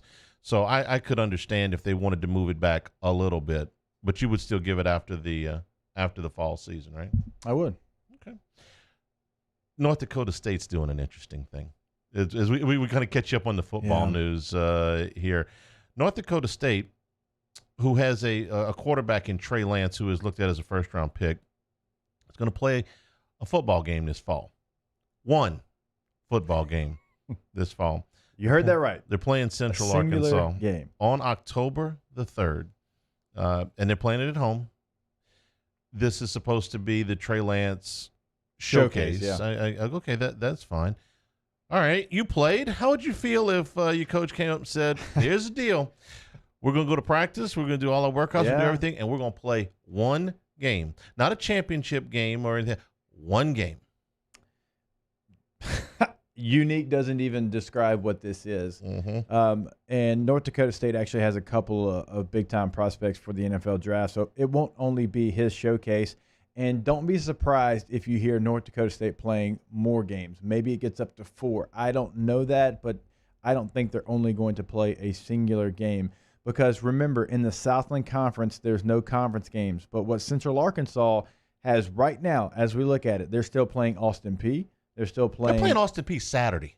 Yeah, at week 0. Like this Saturday. They're still playing at UAB. They're still playing Arkansas State. They're still playing Missouri State, Eastern Kentucky, Missouri State. They're still playing. They got 9 games scheduled. I want to say they played. If I'm not mistaken, if it might have changed, I believe they have Eastern Kentucky twice. They do. I think they scheduled Eastern Kentucky twice. They do. They play them and they play UL home. Okay, and they play UL Lafayette to end the season on November the 21st. So they've got a schedule. Expect more teams to do what Central Arkansas is doing. Who would have thought? Well, they're kind of innovative. They're purple turf there, purple and gray stripes, if I'm not. Well, I don't know who the athletic director is, but whoever it is has been busting behind to get this done. So they're playing in week 0. They're going to play the first week in September. Then they're going to have a bye. Then they're going to play 5 games in 5 weeks. Yeah. And then they're going to take a bye. They're going to play on Halloween. Then they're going to get a double bye and play the Raging Cajuns on November the 21st. So it's 1 game in August, 3 games in September, 4 games in October, and 1 game in November. Welcome to 2020. Hanny, and as I look, like right now, McNeese State doesn't have any games scheduled. Then I click on Northwestern State. They've got a game September 19th against Tulsa. That's their only scheduled game right now. And Hanny, I don't know. I don't know how many games these teams are going to have. It truly feels like they're just trying to do anything they can to get a game, as we're seeing, 2 games, 3 games, whatever that number might be. And you can't play the conference games. Okay, well, we're going to find something. We're going to find something we can put on our schedule right now. I mean, these are teams in the same conference. Southeastern, I know they had a game scheduled against Tulane. That's been canceled. And so right now they don't have any games. And so even within the same conference, you've got one team that has a full schedule almost, one team that has 1 game, one team that has no games. It's all over the place. What they've done is they've gotten to a yes. How can we do this? It's not going to be perfect. It's not the schedule we wanted to play. We're not playing for a conference title. We're not doing any of the things that we had planned to do 6 months ago, but we don't have to just stop. We don't have to go home and declare everything over. We put our protocols in. You heard about any outbreaks at the University of Central Arkansas? No. I haven't. I'm sure that they're doing testing and they're going through protocols like everybody else. If there was an outbreak, I'm quite certain the panic police would be out letting us know. Okay, shut down the bars in Tuscaloosa today. It's all over the place. Yeah. So their athletic department says, let's see if we can find a solution. Let's see if we can find something that's workable. Let's see if we can find something that benefits our athletes. And they did. And it wasn't easy. And it's certainly not conventional. When do you ever play the same team twice in a 3-week period? Never. No. Okay. But that's what they're staked with. So they found a way to make it work. I have a very, very strong candidate here for first class tomorrow. Yeah, Conway, Arkansas, stand up. Let's go. I mean, because The fact, and I thought, I'll be honest with you, I thought the Southland would play in this fall just because we know how much football means to that conference. And so it's nice to see a team in that conference be creative, find a way to schedule basically in 2020 a full slate of games. Now, I wonder, will Northwestern keep that game against Tulsa? Will other teams try to get 4 games? Will teams be okay playing 2 games? I can't imagine North Dakota State doesn't have calls. Well, one game almost sounds like it's not worth it. I'll be honest. As much as I want to see football this fall, if you tell me 2 months of practice, 1 game, and then another 5 or 6 weeks of practice going into the break, what's the minimum for you? 4? I would have said 5 before you asked me, but maybe 4. But for the 10-game schedule, I would say half. But I respect them doing this for them having an elite prospect in the NFL draft. And they've had them before. I mean, we know Carson Wentz. I mean, we know that. But I respect them trying to do something. Now, so they're in a weird spot. They're not in the same spot as Central Arkansas because not one FBS team wants to schedule North Dakota State, because they know that a lot of times they might be the better team and they don't want to lose to an FCS school. So now they got to go find FCS opponents that want to play them and take that butt whipping that they're probably going to get. Mm-hmm. So I've got to imagine more than any team right now, the Bison, they've got the most difficult as far as teams that will actually play us and give us a schedule. So if you play 1 or 2 or 4 or 5, how many games can you play in the fall and still play in the spring? You have to answer that question, right? Is this a red shirt rule? We're just going to play 4. Hey, 4's it works for red shirting. I didn't even think about the red shirt rule. I'm just wondering about the rules, period. You're supposed to be able to play 12 games a year. You can get 4 and 8? Yeah, if you play 4 in the fall, can you play 8 in the spring? Oh, Hanny. You're going to break in December. Hey, we'll see y'all back in February. Yeah. What? Well, you win your 4 games in September and October, and you come back and you take a 4-month break, and you come back in the spring and you say, hey, we're 4-0. We should be ranked. I appreciate the hustle, though. Trying to find a way to get some games on your schedule so you're playing in the fall when football is supposed to be played. Brad Teague, Dr. Brad Teague, is the athletic director at Central Arkansas. Dr. Brad Teague did not go home and hide under his bed. He did not. He has been working. Hey, we need to get that guy on the phone. Because let's make it happen. He's done good work. We need to talk to Dr. Brad Teague. I'm on it right now. I'm a fan. Say, Brad. We'll take a break here. Hanging with Hester and Hanny. We are brought to you by Richard's Honda, home of the warm and fuzzy feeling. 104.5 ESPN Baton Rouge. Hanging with Hester and Hanny. Our listeners fire off their opinions on the jimsfirearms.net hotline at 499-1045. Keep listening for your next chance to shoot us your thoughts with the jimsfirearms.net hotline on 104.5 ESPN Baton Rouge. Oh, hey, what's up? It's Big D and Bubba, 100.7 The Tiger Morning Show. We'd love for you to join us every weekday, 4 a.m. till 9 a.m. Yeah, everything you want in a show. Country music. We got laughs. We got celebrity in-studio guests. We just need you. Join us every weekday morning, 4 a.m. to 9 a.m., right where it all started. That's right. Louisiana's country station, 100.7 The Tiger. Crime has serious consequences, but anyone can make a mistake. If you find yourself in trouble with the law, know that you have rights, and it's okay to demand them. The law offices of O.C. Brown are here to protect you and your rights. Felony or misdemeanor, DUI or drug charge. No matter what crime you're accused of, you still have rights. Let the law offices of O.C. Brown uphold them. Call 225-343-1111. Your law firm for a lifetime.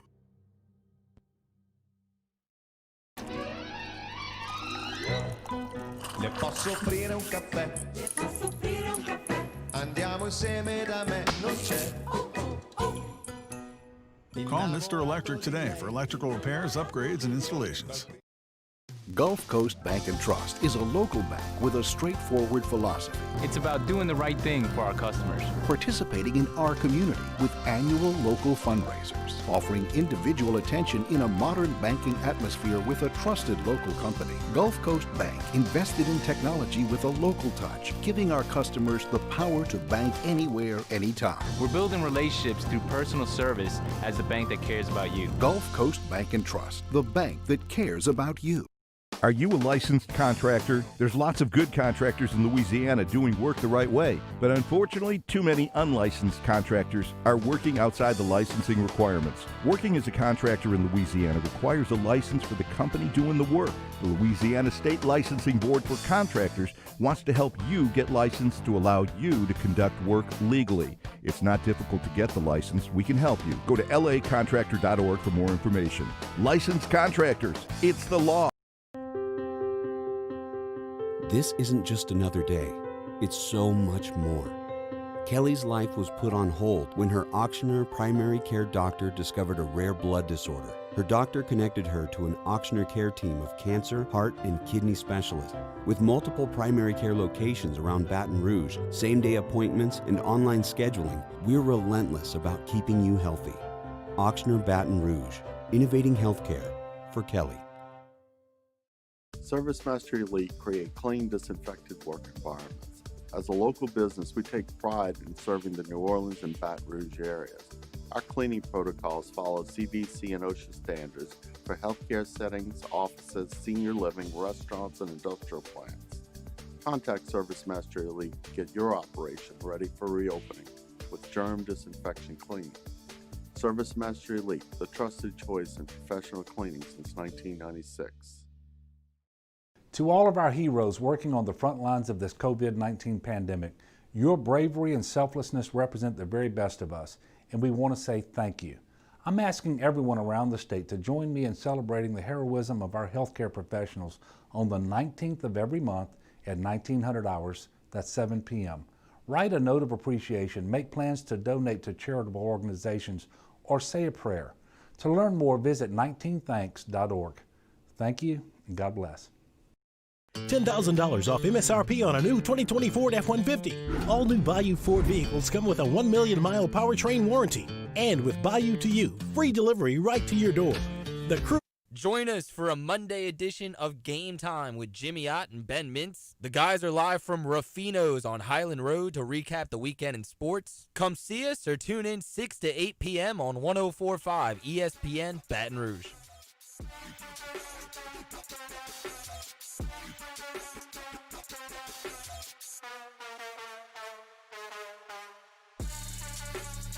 Hangin' with Hester and Hanny on 104.5 ESPN Baton Rouge and 1130 The Tiger. We're brought to you by Richardson, the home of the warm and fuzzy feeling. Ben Baby will be with us at the top of the hour. ESPN reporter covering the Bengals. Joe Burrow doing work up there. Yeah, I'm excited about it. We'll ask Ben when he comes on, but he tweeted Joe Burrow was 16 of 20 during team 11-on-11 drills with 2 touchdowns. Pretty strong. That's the only reason, not the only reason, but one of the few reasons that I would have liked to have seen some preseason games this year. Not that I think they should have played preseason games in the middle of COVID. There's no reason to take those risks. But you said you absolutely no use for preseason games. I would have liked to have seen few series just to see what it looks like. I mean, he wouldn't have played much, but he would have played. I think he would have played the amount of a normal starter.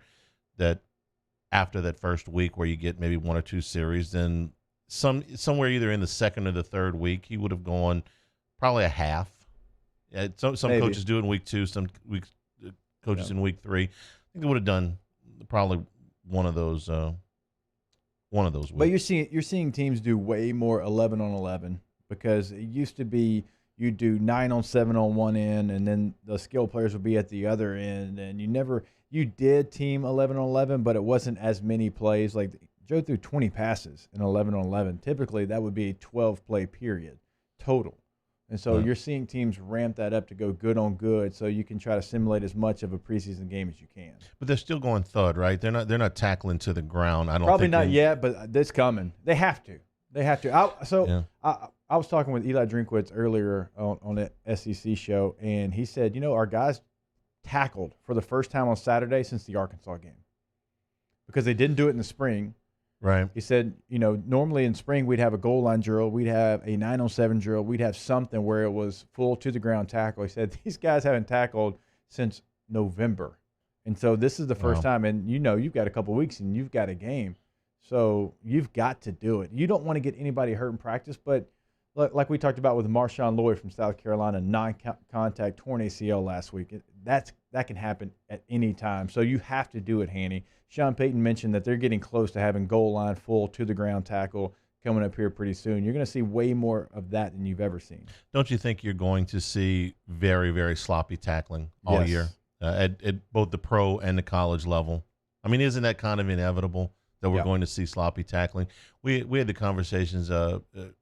Dixon and I, Justin Vincent and I, on the post game when LSU wasn't tackling particularly well. I think it was two seasons ago, and we constantly came up with the question about how do you work on tackling in season when you're trying not to get people hurt, but you're tackling.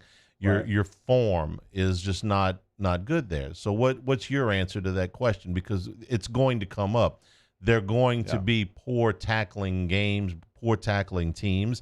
And once you get into season, you really don't want to be bringing people to the ground. You know what I love to do? I love to have the number one offense go against the second defense, or even the third offense, whatever it would be, right? Have my top defense out there going against guys that are good players but not ready to play yet, not ready to add. Because by the time that you get into camp where you're tackling, you can kind of figure out which freshmen are going to be able to handle it. Now, some might come later in the season, but you can get a pretty good grasp of what's going to happen. I love to have my first team defense go out there and tackle them.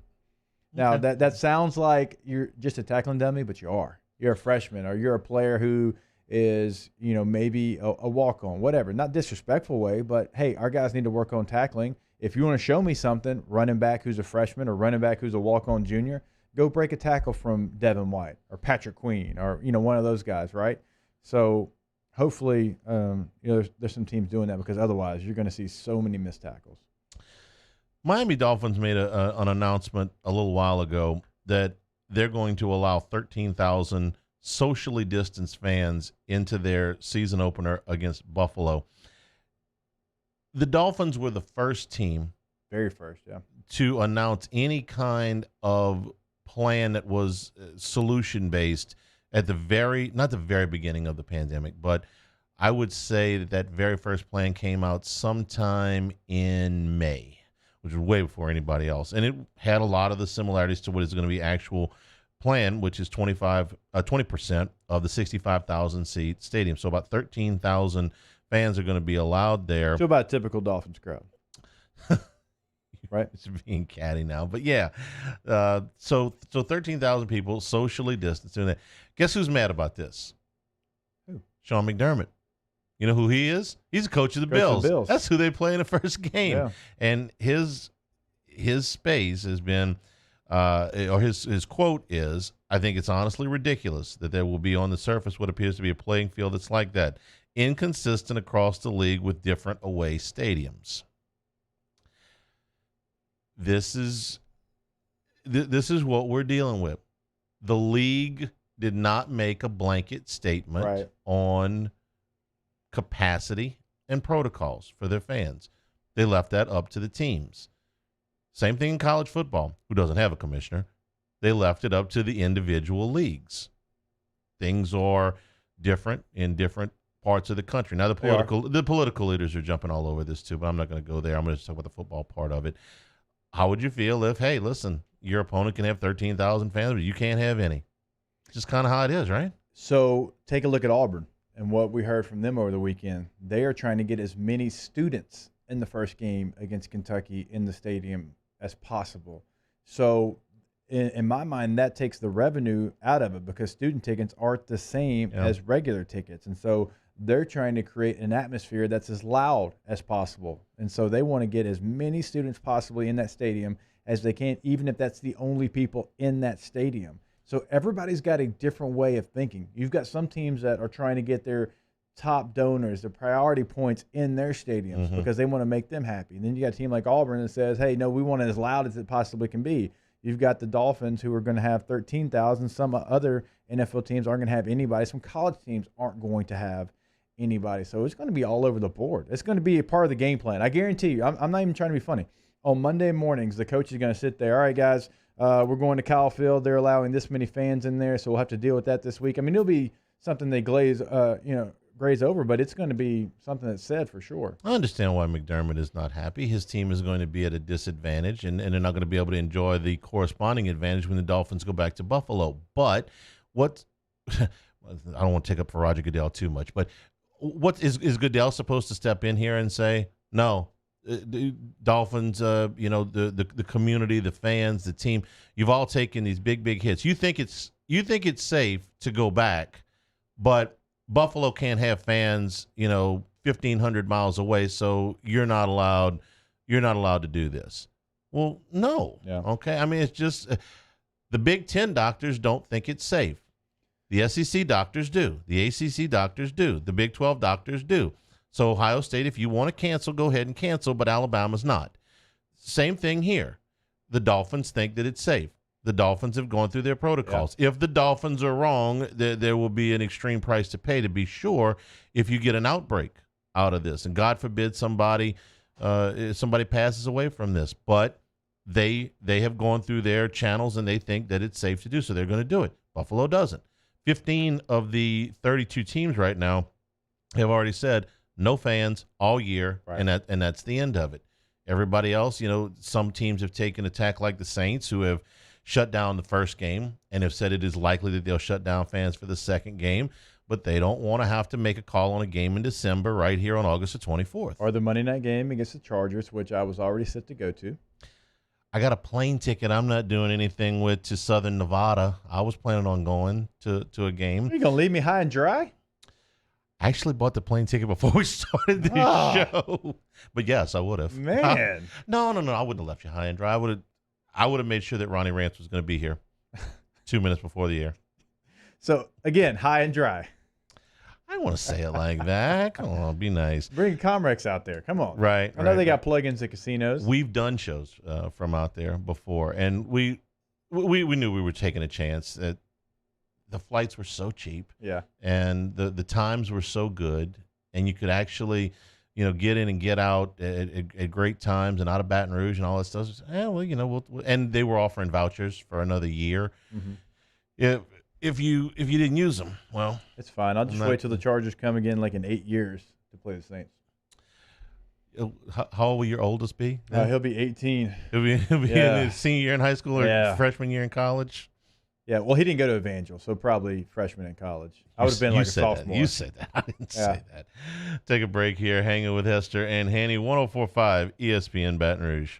Hanging with Hester and Hanny. COVID's been tough on so many people. Have you known people that have lost their jobs or had to lay off employees? Maybe you're one of them.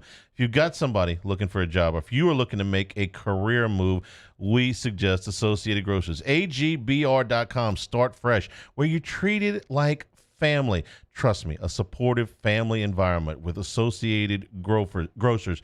And, compensation is a big part of it. So competitive compensation plans, guaranteed 40 hours every week, potential for overtime, full benefits after 90 days, including sick leave, paid time off, a 401k, and flexible spending accounts.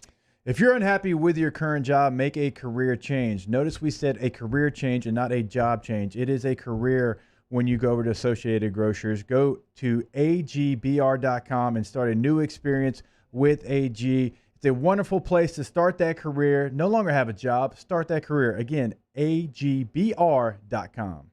In times of need, get a full list of phone numbers, websites, and other important emergency information on the Demco Stormwatch page at 1045ESPN.com.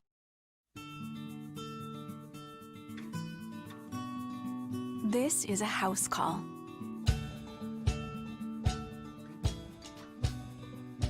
This is a test result. This is a prescription refill. This isn't just more convenient care, it's more advanced care. This is innovating healthcare. Start your virtual visit today at Auctioner Health. This is big. Really big. I mean really, really, really big. Because Honda's summer clearance event is going on right now at Richards Honda. With 0 to the 4th power on brand new Honda Civics. That's 0 down, 0 due at signing, 0 security deposit, and 0 first month payment. Plus, summer clearance on every new vehicle in stock. Just another reason why people call Richards Honda the smart choice. I-12 at Millerville Road and richardshonda.com. Crime has serious consequences, but anyone can make a mistake. If you find yourself in trouble with the law, know that you have rights, and it's okay to demand them. The law offices of O.C. Brown are here to protect you and your rights. Felony or misdemeanor, DUI or drug charge. No matter what crime you're accused of, you still have rights. Let the law offices of O.C. Brown uphold them. Call 225-343-1111. Your law firm for a lifetime. I've been doing business with Luba for 25 years. They're dependable, trustworthy. It's just the attention to detail with our clients. Our folks have years and years of experience. They're highly trained professionals, but many companies have that asset. What I'd like to think makes Luba a bit different is that we use those talents in a way that truly is dedicated to serving the needs of the folks who depend on us. Gulf Coast Bank and Trust is giving our customers the power to bank anywhere, anytime during this challenging event. And we're right there with you. Our mobile banking app is a smart way to manage your money and time. Gulf Coast Bank and Trust, the bank that cares about you.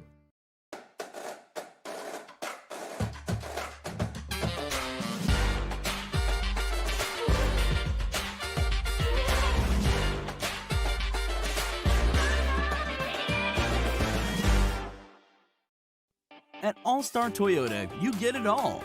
If you're in the market for an all-new Toyota vehicle, come see our friendly and knowledgeable sales team at All-Star Toyota. Located in Baton Rouge at the corner of Airline and Goodwood, we've been serving our community since 2005 by offering a large selection of new Toyota cars, trucks, and SUVs. Get behind the wheel of your dream car and take a test drive at All-Star Toyota today.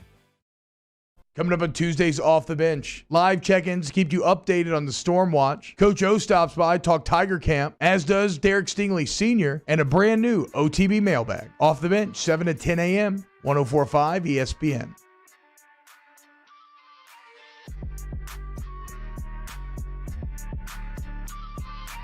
Hangin' with Hester and Hanny on 104.5 ESPN Baton Rouge and 1130 The Tiger. We are brought to you by Richards Honda, home of the warm and fuzzy feeling. Biggest NFL news over the weekend by far was the Baltimore Ravens firing Earl Thomas. And I'm not even going to use the term cut. They fired him.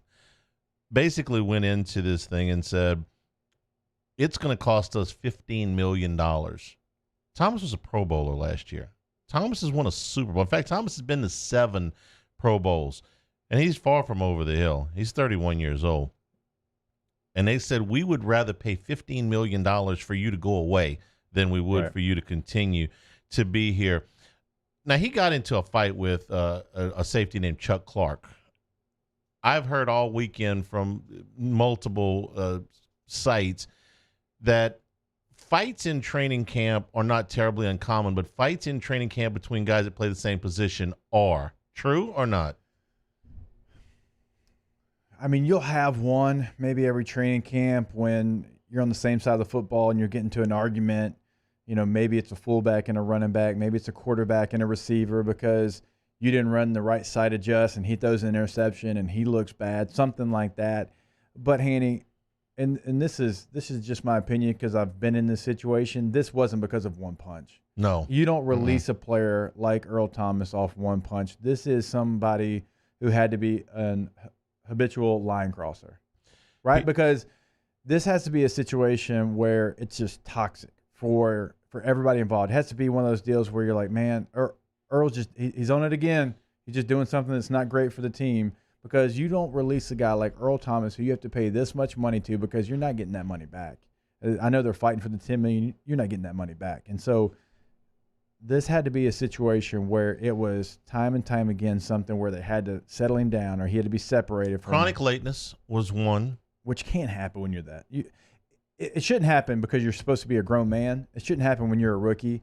If it happens once, maybe twice, and some okay. When you're a veteran player, a leader, I'm sure he's been a captain on the last 6 teams he's been on. You cannot have that. You've got to be not only if the meeting starts at 8 o'clock in the NFL and you're rolling in at 7:50, you're late as hell. You truly are. You're a grown man. Get there at 6:30 because you should have your cold tub, your hot tub, getting your body right, setting up film for the young players, going over everything you can possibly go over, special teams meetings, all those type of things. Don't roll in there at 7:50. And I know there's going to be some people, well, why set the meeting at 8? Why don't you have it at 6:30? Because you're a grown professional at that time. You've got to come in, you've got to prepare for your day, and you've got to set an example of the standard of the Baltimore Ravens. I guarantee you, Eric Weddle, who was a Pro Bowl safety player for the Chargers and the Ravens and the Rams, and he spent a lot of his time with the Ravens. I guarantee you when he was there, it was 6:30 or earlier every single day. So they saw that. They saw that standard be set, and you can't have that when you're an older player. He missed one walkthrough altogether. Was a complete unexcused absence. Just didn't show, period. All right, so you do all of that, and then you get the fight. Now let's go to the off-the-field stuff that, it was less than a year ago that his wife was arrested for assault because she found him and his brother in bed with another woman. Okay, remember TMZ had that story. Yeah. This was also a player that when he was leaving the field in Dallas, you remember the famous, he was on the cart, had broken his leg, looked over at Pete Carroll and gave him the finger. Now, what do we know? And this is my impression. You tell me if this is correct. What do we know about Seattle and Baltimore? This is what I think of when I think of Seattle and Baltimore. Over the past 15 years, I think extremely successful franchises, lots of on-field success, player-friendly organizations, very smart executives, very smart coaches. If you were going to – both teams also have looked at Antonio Brown, okay? Yeah. So they are willing to work with you even if you've had problems in the past. And by the way, both of these coaches have won a Super Bowl. If you can't play for these two guys, I mean, word is he's headed to Dallas. Yeah. I mean, if you want to talk about – it's not like – well, hell, he chased Jason Garrett in the locker room to ask him to come get him. Right. Okay. If you get released by Cleveland and Washington, two of the more dysfunctional organizations in the NFL, that's fine. If you get run out of Seattle and Baltimore, you got it. Hey, Taylor Swift, it's you. Okay? I don't even have to ask. It's you. Right. They're good organizations that run, and they're successful because from ownership on down – They are run the correct way. And Seattle and Baltimore both fit that mold. I didn't play against Seattle as much. I did take a free agent visit out there, and you could tell it was a very family atmosphere, a well-organized machine. Now, Baltimore, I can tell you because I played against them, it seemed like every year in the postseason and in the regular season, it was a team that no matter really who it was, now they had some core pieces like Ray Lewis and Ed Reed and Terrell Suggs, but they played as a team and as a unit, and they cared about each other. And if you talk smack to one of them, well, there was 6 more that were going to come get you. And it's not like that everywhere. You would think it is, but it's not. You could tell the culture in Baltimore was built, and it was built off Harbaugh and the execs, Ozzie Newsome, and everybody that was involved with putting these teams together. They had these personalities in mind when they put them all together. And when you play Baltimore, you knew you better bring it. You better play about as well as you can play, because no matter who's hurt, no matter who they lost in free agency, they're going to be the same ass-kicking team that's coming after you play after play. You never play Baltimore and it's not physical. No. I mean, you pack your lunch the days you play the Ravens. I mean, that's how they play. They've been that way as an organization for 2 decades. If they run you off and they're willing to pay $15 million to run you off, no, I'm sorry, it's you. He goes to Dallas. I can't even imagine. Dallas is not as dysfunctional as Cleveland and Washington, but they've got they have their moments, right? You see my shirt today. What I say last week, they are the Knicks of the NFL. They are very valuable, but they don't do anything on the field. Now, they've had more recent success than the Knicks, but everybody has. But it's been a minute since the Cowboys have done anything of note. And that's what they are. That's what they continue to be. Thomas is a borderline Hall of Famer, okay? He's been on 2 Super Bowl teams. He's been to 7 Pro Bowls. He was on the All-Decade team for 2010, and he's still only 31 years old. His best football is behind him, but he still has something to add to a team. Yeah, for he's sure. still a very, very good player, and they're saying we will pay $15 million. You see Moneyball? Yes. Okay. One of my favorite lines of the book was better, but the movie was okay. One of my favorite lines, I think, is when Billy Bean's talking to David Justice. He said, "The Yankees think so little of you that they're paying $9 million to us for you to not play for them." That's what the Ravens are doing here. They're paying $15 million for Earl Thomas to go play for somebody else. You think he's a Hall of Famer? I think it's if he doesn't play another down of football, I think it's close. You know who we need. I think it's close. If he's a Hall of Famer and London Fletcher's not, how is London Fletcher not talked about more for the NFL Hall of Fame? I thought about him this weekend. He was a son of a you-know-what in the NFL. I hated having to block him. You weren't getting lower than him. Yeah. And you look at his stats compared to Ray Lewis, they're pretty similar. Yeah. Lewis was on a Super Bowl team. And was a talker and did some dances coming out of the tunnel. Yeah. That stuff matters. Well, the talking and the dancing shouldn't matter. But London Fletcher won a Super Bowl too now. That's right. 1999. Okay. The Rams. Sold me. Hour number 3 starts with Ben Baby from the ESPN coverage of the Bengals. Hanging with Hester and Hanny, 104.5 ESPN Baton Rouge.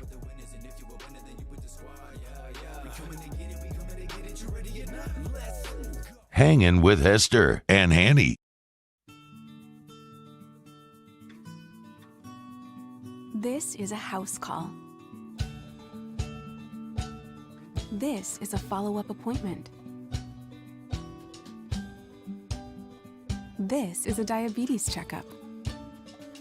This isn't just more convenient care, it's more advanced care. This is innovating healthcare at Louisiana's #1 hospital, Auctioner.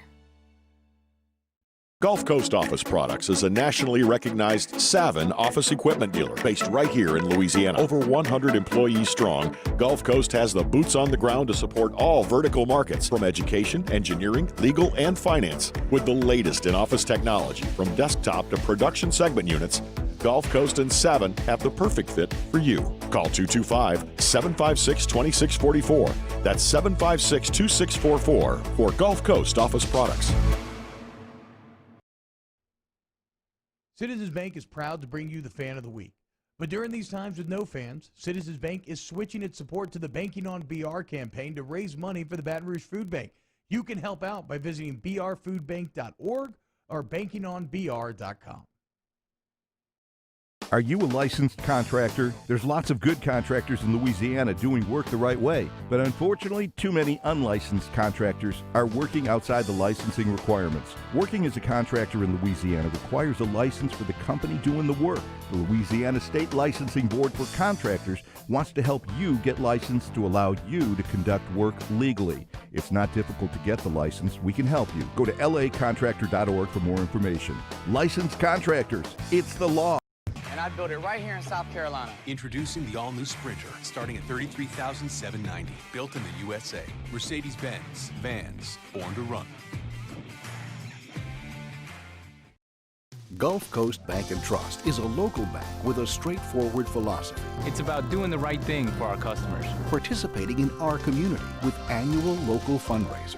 Offering individual attention in a modern banking atmosphere with a trusted local company. Gulf Coast Bank invested in technology with a local touch, giving our customers the power to bank anywhere, anytime. We're building relationships through personal service as the bank that cares about you. Gulf Coast Bank and Trust, the bank that cares about you. ServiceMaster Elite create clean, disinfected work environments. As a local business, we take pride in serving the New Orleans and Baton Rouge areas. Our cleaning protocols follow CDC and OSHA standards for healthcare settings, offices, senior living, restaurants, and industrial plants. Contact ServiceMaster Elite to get your operation ready for reopening with germ disinfection cleaning. ServiceMaster Elite, the trusted choice in professional cleaning since 1996. To all of our heroes working on the front lines of this COVID-19 pandemic, your bravery and selflessness represent the very best of us, and we want to say thank you. I'm asking everyone around the state to join me in celebrating the heroism of our healthcare professionals on the 19th of every month at 1900 hours, that's 7 p.m. Write a note of appreciation, make plans to donate to charitable organizations, or say a prayer. To learn more, visit 19thanks.org. Thank you, and God bless. Prompt, professional, reliable. If you're looking for a breath of fresh air with your AC and heating needs, call the professionals at Anison Bitter. Anison Bitter, a Rheem Pro partner, keeping your family comfortable for over 25 years.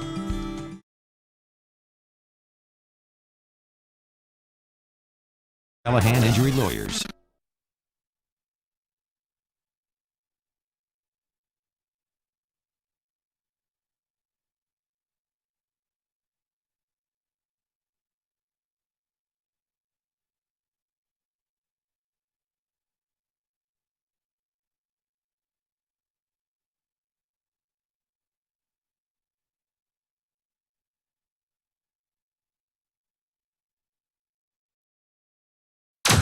Now, Hangin with Hester and Hanny with Jacob Hester and Charles Hanagriff. Hester and Hanny on 104.5 ESPN Baton Rouge and 1130 The Tiger.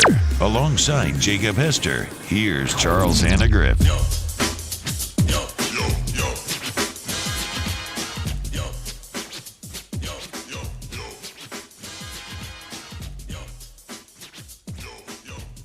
You ever seen Cade pick up an entire computer and throw it? He was pretty close. Every now and then the gremlins get to us. Hanging with Hester and Hanny, 104.5 ESPN Baton Rouge, 1130 The Tiger in Shreveport. And thank you if you're watching along with us on CST or on our YouTube channel, 104.5 ESPN. You can go back and get previous interviews at Hanging with Hester and Hanny page. Tom VanHaaren from ESPN was with us in hour number 2. A quick update from the first game, the NBA today. The Magic lead the Bucks by a point, approaching the halfway mark of the third quarter, 66-65. If you get 2 games, if you're the Magic, you feel like you did your job. I mean, you took game 1. They've already gotten one more than I thought. Yeah, and if you take 2 games from the number 1 seed, a team that a lot of people thought was potentially the best team in the NBA. Remember at the beginning it was who had taken a game? The Magic took a game. Do we think they can beat the Bucks? Not 4 times.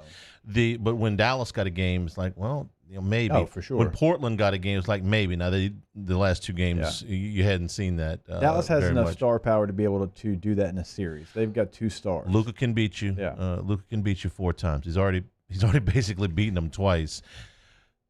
Ben Baby covers the Cincinnati Bengals for ESPN. Ben, good afternoon. How are you?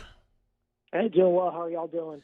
We're doing fine. Word is that this Burrow kid has done a pretty good job in camp up to this point. So give us your thoughts on what you've seen so far. Yeah, it seems like I've heard a few things about him throughout the offseason, and so I'm wondering if he would live up to the hype. And so far, I think, Burrow has done a good job of acclimating to the NFL. He's had his ups and downs, as any rookie will, but I think from an overall consensus, it's clear that he's probably farther along than other rookies are at this time. And, his knowledge of certain things around the game have not only impressed the coaching staff, but impressed the teammates. And on the field in these practices, I think the thing I'm most impressed with is his resiliency, to come back from bad days or bad reps and to come out and produce, theoretical points and really move the offense down the field, which I think is a very good sign for him at this stage. Ben, when I look at Joe in his body, it looks like he's gained some muscle. It looks like he's changed his body type a little bit. We're kind of making jokes. I know he was in his parents' basement there for a couple of months while he was living during the pandemic, but it looks like he's kind of changed his body type. Yeah, he was working out a ton in Athens when he was staying with his parents and doing all the virtual meetings. Then he came to Cincinnati, bought a house, and now he's working out with a couple teammates and getting his, physique, getting a little. He probably was a little softer, if that's the right way to phrase it, but he definitely, put some muscle on, and I think it's needed, especially when you talk about playing at the NFL. And you got to remember, he's a guy that, doesn't really enjoy sliding, enjoys taking the punishment. And to do that at the NFL, you got to have the body for it as well. So I think, that aspect of it is not lost on him. Over the weekend, Bill Parcells had a quote that really caught my attention, and I thought it really crystallized the issues that these teams are having to prepare for this season. He said that when I was coaching, we had 24 practices before our first preseason game and 50 before our first regular season game. These guys are going to have about 14 padded practices before their first regular season game. So I'm wondering what Zach Taylor, the head coach there, thinks about, being able to prepare a rookie quarterback under those circumstances, and then add in, of course, no preseason games as well.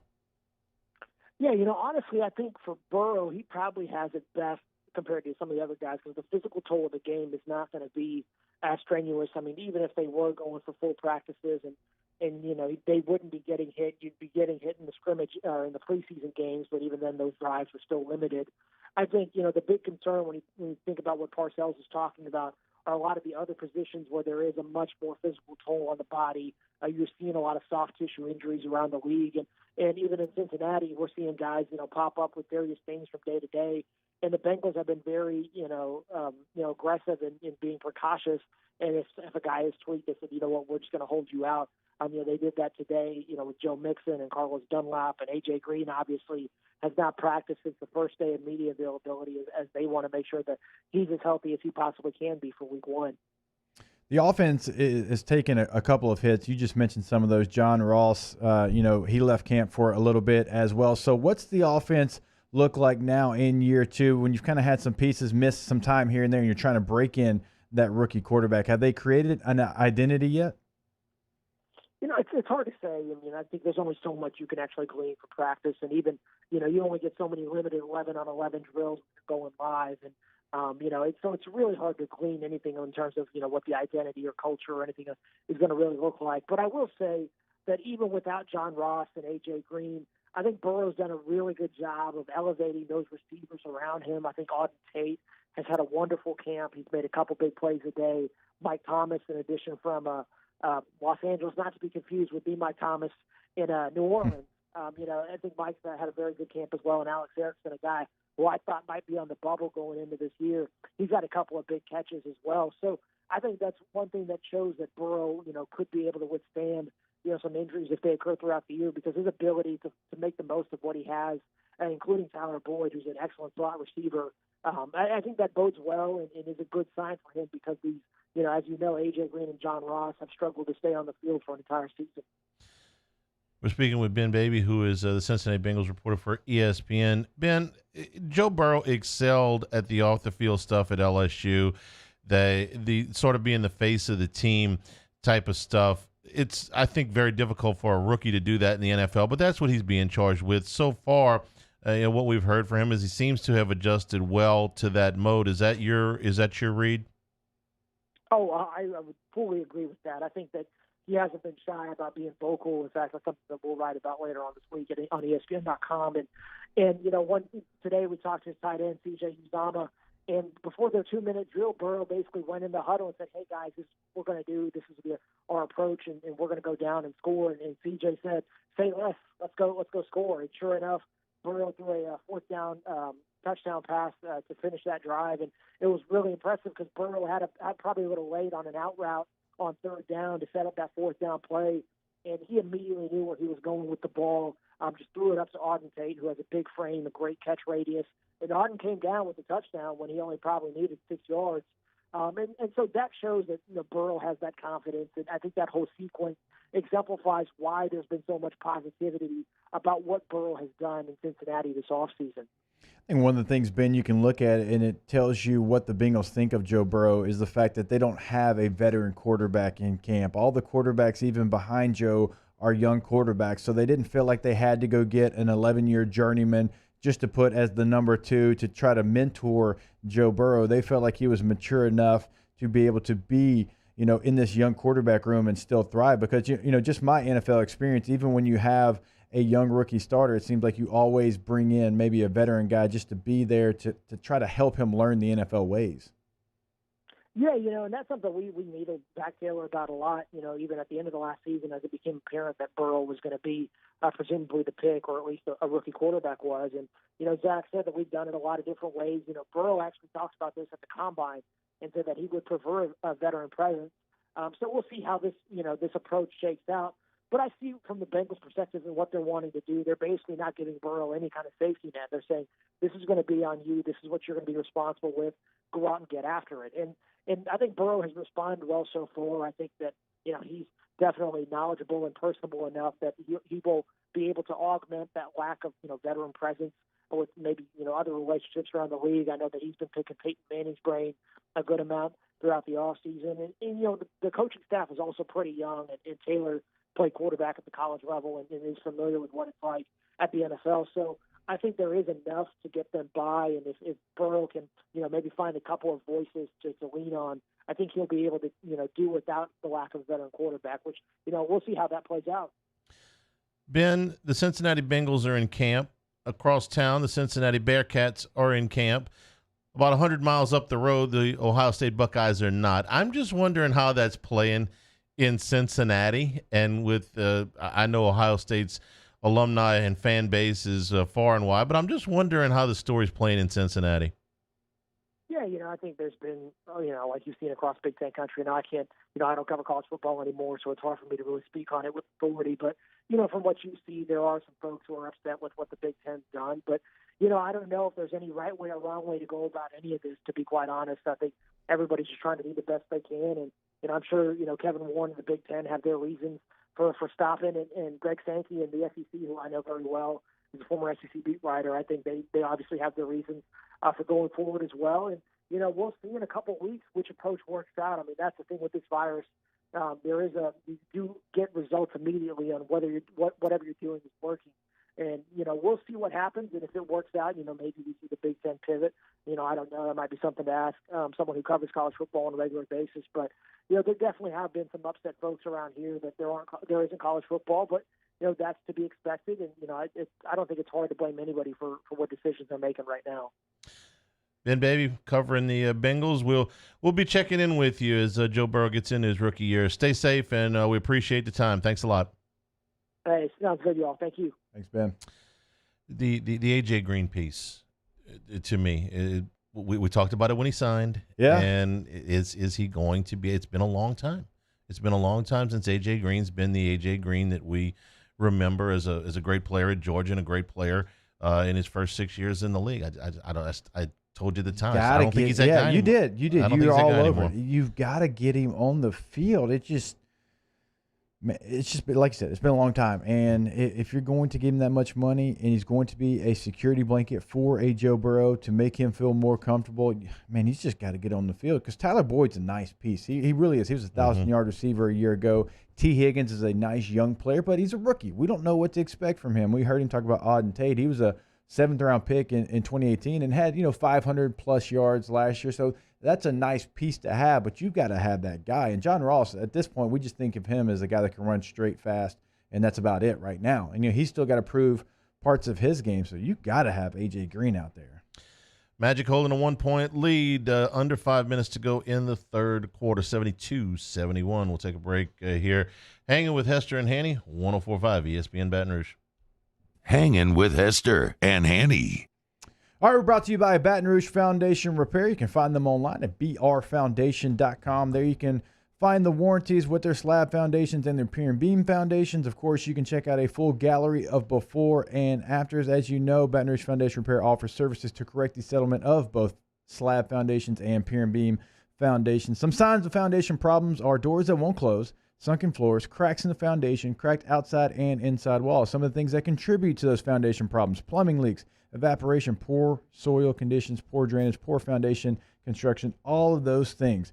So don't be asked to pay twice for your foundation repair work. Get Baton Rouge Foundation Repairs water shield pilings. Baton Rouge Foundation Repair has been servicing the greater Baton Rouge area for over 22 years. You know that Michael LaMonica is a lifelong resident of Baton Rouge. He's going to make sure you're taken care of. And you also know that estimates are always free. Call 225-275-0101 or, again, check them out online at brfoundation.com. We opened up the playbook and expanded our coverage. Listen daily in high definition on 98.1 HD2. We are 104.5 ESPN Baton Rouge. At All Star Toyota, you get it all. If you're in the market for an all-new Toyota vehicle, come see our friendly and knowledgeable sales team at All Star Toyota. Located in Baton Rouge at the corner of Airline and Goodwood, we've been serving our community since 2005 by offering a large selection of new Toyota cars, trucks, and SUVs. Get behind the wheel of your dream car and take a test drive at All Star Toyota today.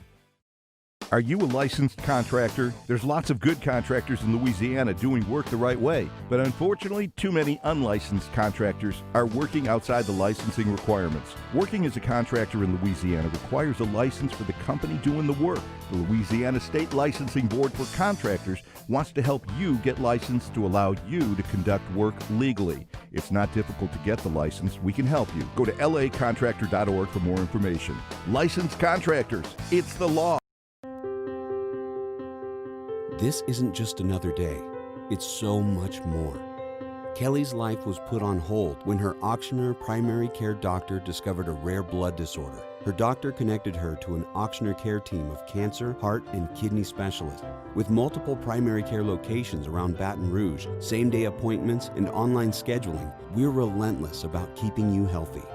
Auctioneer Baton Rouge, innovating healthcare for Kelly. Crime has serious consequences, but anyone can make a mistake. If you find yourself in trouble with the law, know that you have rights, and it's okay to demand them. The law offices of O.C. Brown are here to protect you and your rights. Felony or misdemeanor, DUI or drug charge. No matter what crime you're accused of, you still have rights.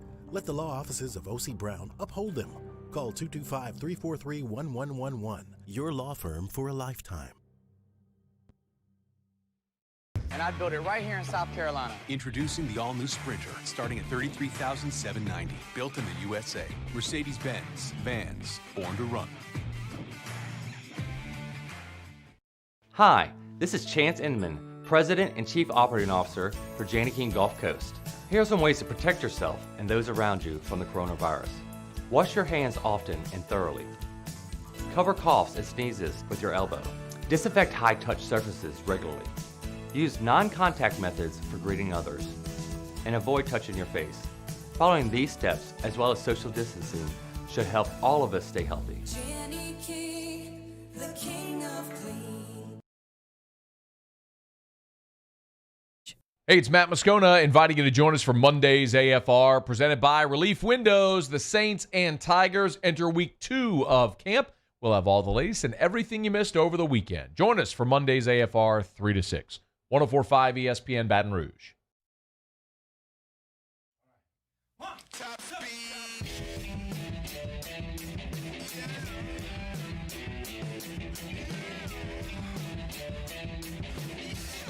Hangin' with Hester and Hanny on 104.5 ESPN Baton Rouge and 1130 The Tiger.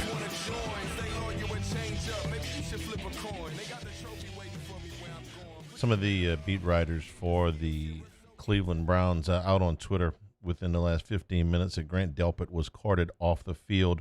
According to Mary Kay Cabot, who covers the team, Grant Delpit carted off while down on his stomach, was pounding the ground. Mike Garofalo covers the team.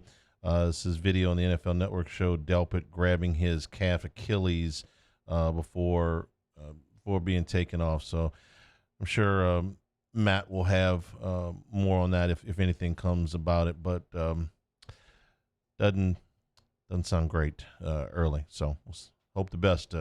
Hope the best for Grant Delpit. Yeah, that's not an area that you want to hear that he's grabbing. I mean, that's a brutal injury. I don't even want to speak it into existence, to be honest with you. And so I think he was set up for a really nice rookie season. I thought he was one of, if not the steal of the draft, because I know what he can do when he's fully healthy and when he has the right safety playing beside him. And so I was looking forward to seeing what he could do. Hopefully it's just a little a nick and he's able to come back and it's not something serious. Nick, that's a less word. Yeah, I'm going to throw as many less-isms as I can since you had so much hate. Hunt had the hate. Hunt had the hate. You piggybacked that thing as quick as I've ever seen. I got a chuckle out of it. I thought it was playing funny. For 2 natties isn't enough for you. It's not. No hate. People your age should appreciate that more than anybody. I tell you that. Yeah, what you went through. I like that.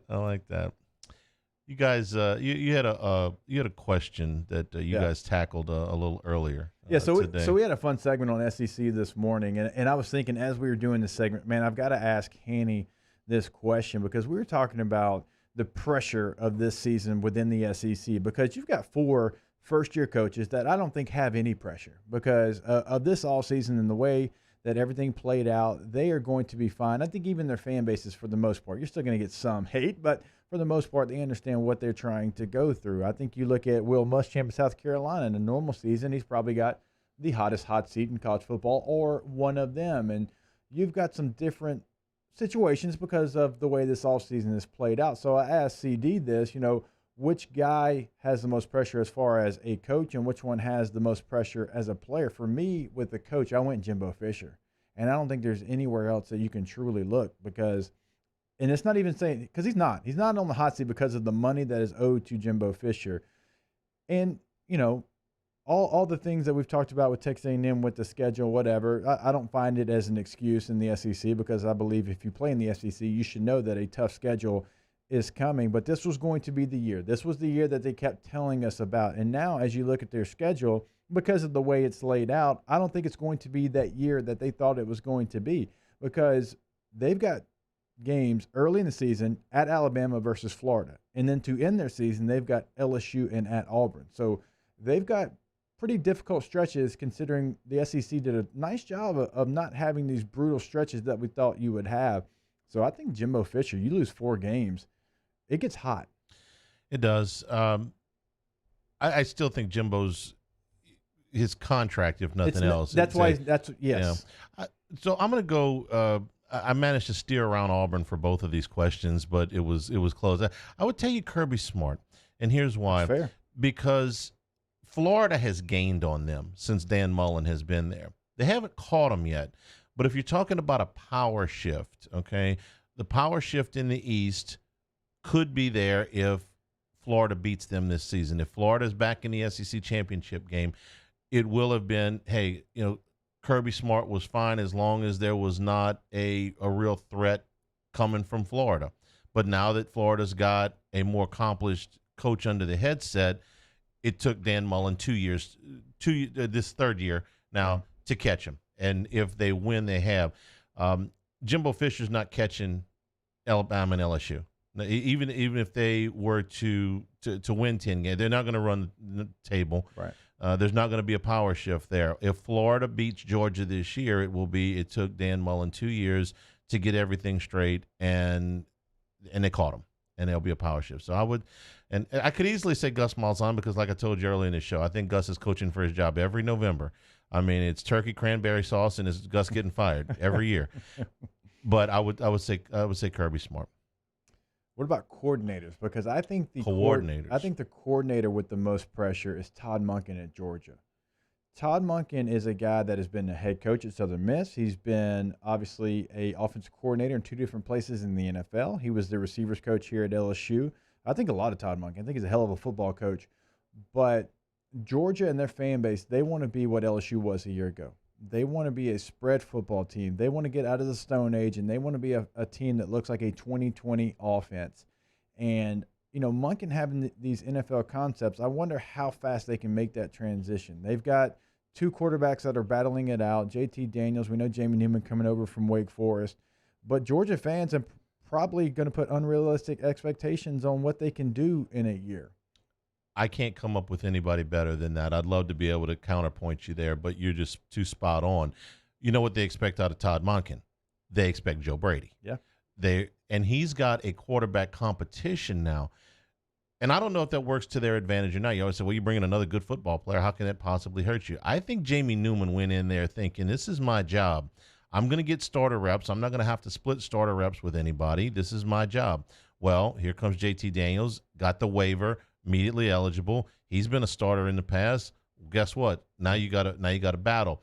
Could go good for him. They could end up with a better football player because of it, no matter who ends up winning the job. Or it could create real strife inside that locker room where you got half the team wants one guy and half the team wants the other guy, especially if this is close. So I can't come up with any better than Todd Monken. For the player, though, I want you to go first on this one. It's Kellen Mond. In my mind, he's been a starter since he was a freshman. There have been great things expected of him. He has put some of those expectations on himself with some of his comments. At times, he's been pretty good. There have been, times where they have, gone on little runs here and there, and they got into the top 20 at one point. But overall, I think you watch Kellen Mond and you're left wanting a little bit. You think you put him. Well, when Jimbo Fisher got there, and you said, well, Jimbo Fisher had Jamarcus Russell. Jimbo Fisher had Matt Flynn. Jimbo Fisher had Jameis Winston. He had Christian Ponder. He had E.J. Manuel. Yeah. Jimbo Fisher molds quarterbacks. Here's a talented guy, and going into his sophomore year, now he gets the tutelage of Jimbo Fisher, and he hasn't been as good as any of those guys that I just mentioned.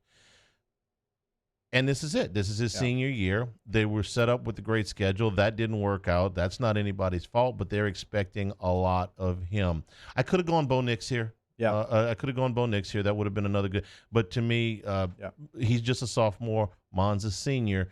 It's now or never for him. And there's a couple of guys you can say, well, what about Mac Jones replacing Tua Tagovailoa? Or what about Miles Brennan replacing Joe Burrow? I think those expectations are so high as far as what they did a year ago. I think those quarterbacks know that they don't have to be those guys. They have to play good football. They've got to help their team win football games. But if Miles Brennan goes out there and throws for 42 touchdowns, that's a successful season. That's still 18 under what Joe Burrow did, but that's a very successful season. I mean, that's shattering what LSU had prior to Joe Burrow. So you don't have to do that. So the pressure, I don't think, is as great on them as it is. Like you mentioned, Kellen Mond was my answer as well, because that's a guy who, when you look at the SEC, Georgia breaking in a new quarterback, Tennessee revolving door. We assume Garantano maybe takes over the starting job. Terry Wilson comes back for Kentucky. Mizzou, talked with Eli Drinkwitz this morning. He doesn't know who the quarterback's going to be. It's still a competition.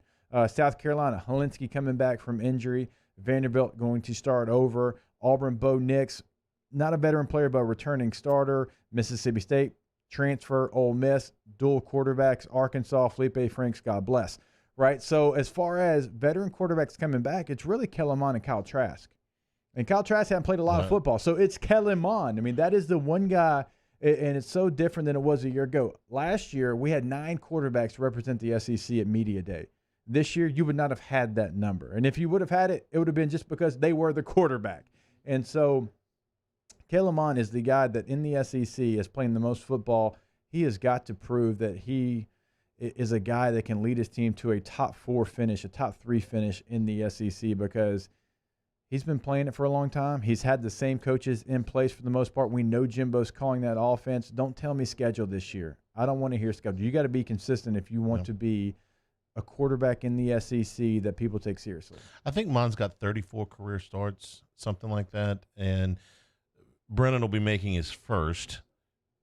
Mac Jones will be making his 4th start, I think. Is it 3 or 4? I think it's 4. This will be 4 when he starts here. There's a big difference between 34 and your first year as a starter. So for me, it's definitely Kellen Mond. But you can all these questions. You always have your fallback of Auburn. Coach on the hot seat, quarterback on the hot seat. Auburn's never wrong there. And You're look, right. it's been, and sometimes it's been the big upside. I mean, when Cam Newton went there, like, well, is he going to be able to make there? Yeah, won the Heisman, won the Natty. Okay, well, that one worked. When Nick Marshall, he's the defensive back at Georgia, worked out great, made it to the national championship game, but it hasn't always worked out. Who was I'm blanking on his name, number 6, Josh. He was a Heisman candidate the year like at Johnson? Auburn. Johnson. Yeah. He was going to be a Heisman Trophy candidate. They benched him before Columbus Day. Okay, he didn't even make it to October. I fell in that trap. And look, so it's always been kind of this might work. Jarrett Stidham, the results were kind of mixed, and now on Bo Nix, you get a various amount of opinions. But it's Kellen Mond. It's Kellen Mond. Take a break. Be back here with more Hanging with Hester and Hanny, 104.5 ESPN Baton Rouge. Hanging with Hester and Hanny. Gotro's Outdoor Power for all your property maintenance needs, and our friends over at Skag making it easier than ever for you to take advantage of their specials right now. They're Simply the Brave program with 15% off MSRP for all of your Skag units.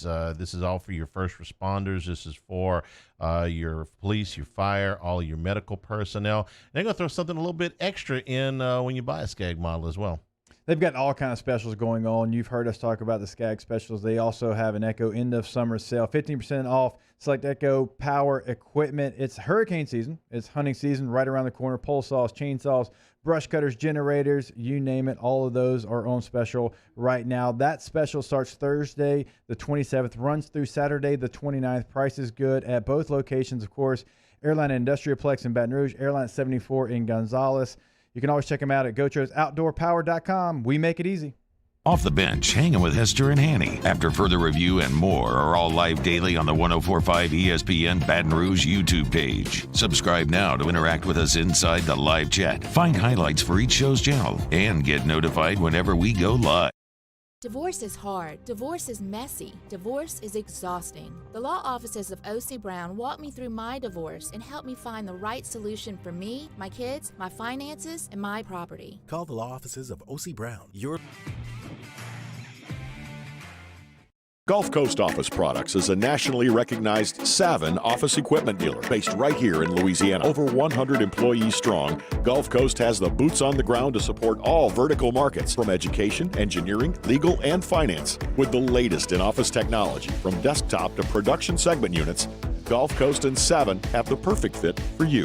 Call 225-756-2644. That's 756-2644 for Gulf Coast Office Products. I've been doing business with Luba for 25 years. They're dependable, trustworthy. It's just the attention to detail with our clients. Our folks have years and years of experience. They're highly trained professionals, but many companies have that asset. What I'd like to think makes Luba a bit different is that we use those talents in a way that truly is dedicated to serving the needs of the folks who depend on us.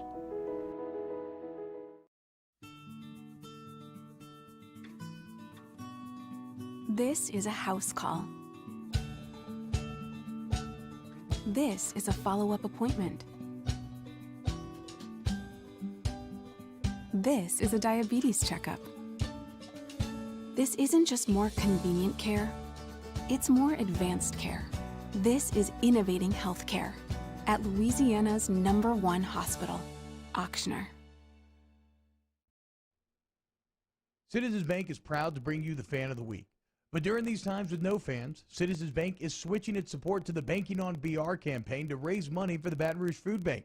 You can help out by visiting brfoodbank.org or bankingonbr.com. At All-Star Toyota, you get it all. If you're in the market for an all-new Toyota vehicle, come see our friendly and knowledgeable sales team at All-Star Toyota. Located in Baton Rouge at the corner of Airline and Goodwood, we've been serving our community since 2005 by offering a large selection of new Toyota cars, trucks, and SUVs. Get behind the wheel of your dream car and take a test drive at All-Star Toyota. Join us for a Monday edition of Game Time with Jimmy Ott and Ben Mintz. The guys are live from Ruffino's on Highland Road to recap the weekend in sports. Come see us or tune in 6 to 8 p.m. on 104.5 ESPN Baton Rouge.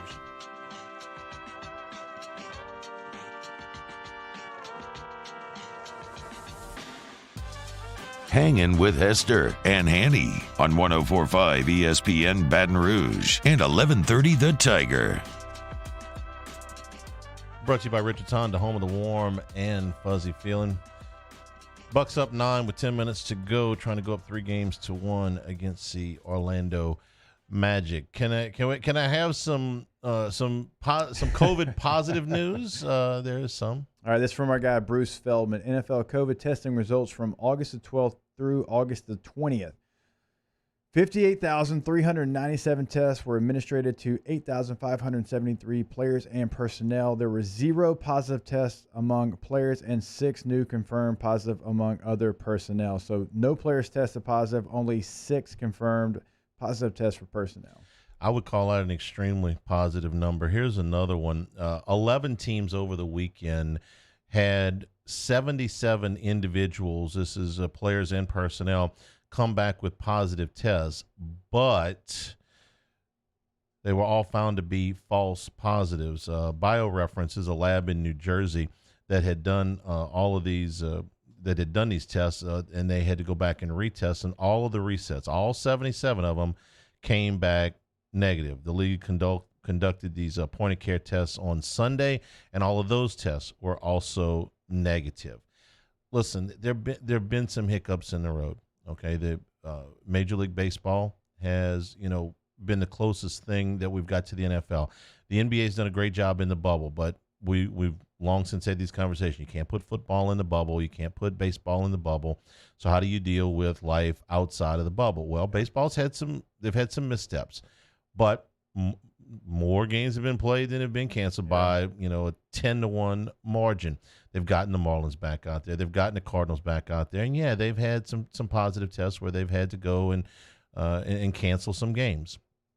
Yankees over the weekend. But overall, they are working through the problem. The NFL had a bunch of positive tests when they came back, worked through it, got their protocols in place. Yes, there was an outbreak in North Carolina, NC State, right down the road from each other. Okay, the rest of the ACC is hanging in there. The SEC is hanging in there. Big 12 had a little hiccup in Oklahoma. They're hanging in there. Okay, Notre Dame had to shut down. Okay, give them 2 weeks to see if they can get back. Point is that they're working through the problem, and there's a lot of positive results out there that, hey, you know what, we can do this. There's a real good chance that, I don't want to say anything as far as in the future, but right now things are working. I wanted to read you this story though, because when we scheduled in the COVID positivity, about how you can get to a yes if you really want to work this, and you don't want to be terrified and you don't want to quit. Trent Dilfer is now coaching, former longtime NFL quarterback, is now coaching Lipscomb Academy. This is a high school in Tennessee. It's in Nashville. Also a basketball team. It's like on the 15 seed line a lot. Lipscomb. Yes, right, exactly. It's the correspondent. That's where I thought you were going. This is football? This is the correspondent. This is high school. They started their season on Friday night, and they played against Brentwood Academy. Now I know you've heard of Brentwood. Yeah. They're a powerhouse. So they had 2 thunderstorm delays during their season opener on Friday night. By the way, Brentwood beat Lipscomb 29-19. That's not the story I want to tell. The story I want to tell is about Brentwood Academy's coach. He's Cody White. He was quarantining at home because he had COVID exposure. So he's watching the game on FaceTime, and he's calling the plays from his cell phone. He's got FaceTime. He's watching the game. He's got his cell phone, and he is calling into the sideline to call the game. He said, "Hey, you know what? Technology. You want to? You're home. You're COVID. Okay. You can't be around people. Okay. You're not sick. You're asymptomatic, so you feel okay, but you can't be around people. You're contagious. Okay. I want to be with my team. What can I do? Well, let's set up a FaceTime. You watch the game. Watch the game on FaceTime. Call the games from your cell phone. That's get me to a yes. That is definitely get me to a yes. And, man, kudos to him. And they won the game? Yes, they won the game. I mean, they won the that's game by pretty 10. tough, trying to find the flow of the game, trying to see. That's a nice job by the assistant coaches as well, feeding him what's going on in the game. Yeah, we try to accentuate the positives around here when we can. Cody White, the Brentwood Academy coach, and Brad Teague, who is the athletic director at Central Arkansas. We got some real positive stuff for first class tomorrow. I gotta get Brad. We gotta get that guy. I don't know if we don't need to get Cody White on the phone. I never heard of anything like that. Obviously, some of this technology is not terribly old, but to be able to watch a game from FaceTime is something new. I did see a coach one time who had. I saw a coach in a dentist chair one time. I did. His name was Hugh Freeze. I saw a high school coach once. He had. I forgot what had happened to him, but he had to go into a wheelchair and he couldn't walk. So he coached the game from the back of a pickup truck. and they just roll the pickup truck down one side and the other. And it was, I remember the game. This was in the 80s, because it had one of the most unique endings of a game that I've ever seen in my life. The coach that was in the wheelchair, his team was up 2 points with 5 seconds to go, but they had to win because of the tiebreaker. They had to win the game by 5 to make the playoffs. It was the last game of the season, and they were on the 30-yard line going in. So he's got a choice here. He can throw a ball to the end zone. Even though his team's ahead, they've got to win by 5. So he can throw a ball to the end zone, a 30-yard pass. That might be completed. You got a shot there. You could try a 47-yard field goal in the 80s for a high school kicker. That's pretty tough. He didn't do either one of those things. Lined up his quarterback in the shotgun, and his quarterback took the shotgun snap, turned around and ran 70 yards in the other direction, out the back of the other end zone to give the other team 2 points, tie the game, went to overtime, and won it by a touchdown. I would have not thought of that if you had given me all week. I'm trying to remember the state. It was a high school football. I want to say it was in California, but it made national news. It was just a tremendous story, because here's his coach. It's got a coach from the wheelchair in the back of the pickup truck, and his team is up 2 points, and you need to win by 5. What do you do? And he's like, turn around, hightail it out the back of the other end zone, and we're going to go win this thing by touchdown in overtime, which they did. Hey. Great story. And I thought of that coach, whose name I can't remember, of course, when I heard about Cody White coaching from home with a cell phone. You're not and making FaceTime. a 47-yarder in high school football most times. That's a difficult kick now for a high school kid. In the 80s, no. He's probably towing it. Yeah, you still had straight-on kickers in the 80s. Ain't no way. All right, ask us when we return. Hanging with Hester and Hanny, brought to you by Richard's Honda, home of the warm and fuzzy feeling. 104.5 ESPN Baton Rouge. Hanging with Hester and Hanny. Louisiana One Call, calling 811. Every time you pick up a shovel and do something on your property, you can run the risk of hitting one of those lines. It's right beneath the surface. And, if you do, something bad's going to happen, whether it's a water line, a power line, a communication line. Whatever happens next ain't going to be good. So why don't you avoid that? It's simple to do. It's free of charge, and it's the law. You call 811. Give the operator your address, and then within 48 hours, somebody will be out to mark the location of all the buried lines on your property. That way you or your contractor can avoid them. You're exactly right, Hanny. You mentioned it being easy. It's not only easy to make the call, it's easy once it is marked as well. You're going to have clear markings to tell you exactly where you cannot dig and where to avoid digging. You can also go to Louisiana811.com, and you can click before you dig. Multiple ways to make sure not only that you're safe, but everyone around you is safe as well. Again, it's simple, it's easy, it's the law. Call 811 before you dig. Our listeners fire off their opinions on the jimsfirearms.net hotline at 499-1045. Keep listening for your next chance to shoot us your thoughts with the jimsfirearms.net hotline on 104.5 ESPN Baton Rouge.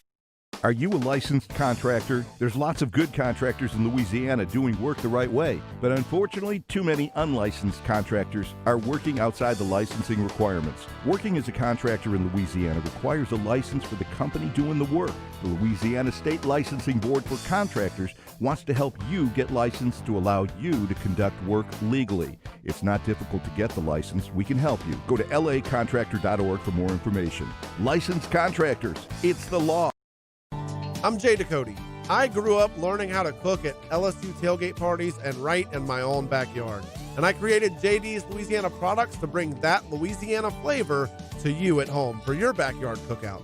JD's Louisiana barbecue sauce, Louisiana molasses mustard, spicy and sweet barbecue rub, and more are available at your local supermarkets or by logging on to jducote.com/shop. Put in promo code CST for 25% off at checkout.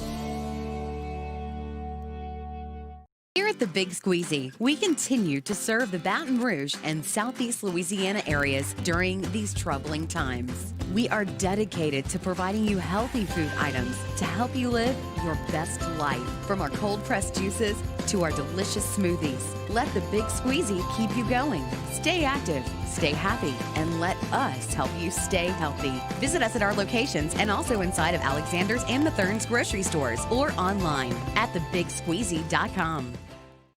Service Master Elite create clean, disinfected work environments. As a local business, we take pride in serving the New Orleans and Baton Rouge areas. Our cleaning protocols follow CDC and OSHA standards for healthcare settings, offices, senior living, restaurants, and industrial plants. Contact Service Master Elite to get your operation ready for reopening with germ disinfection cleaning. Service Master Elite, the trusted choice in professional cleaning since 1996.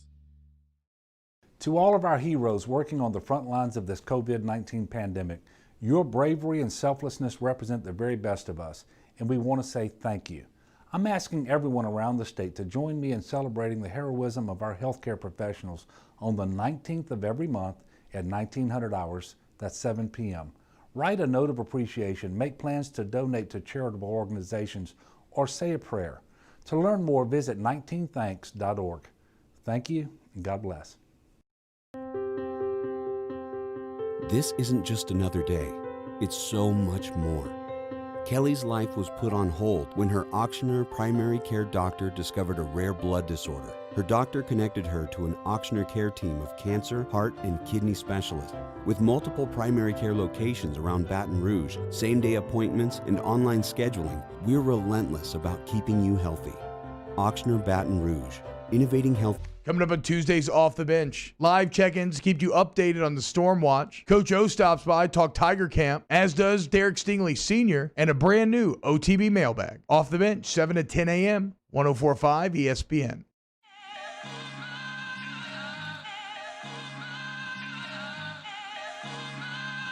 Hangin' with Hester and Hanny on 104.5 ESPN Baton Rouge and 1130 The Tiger.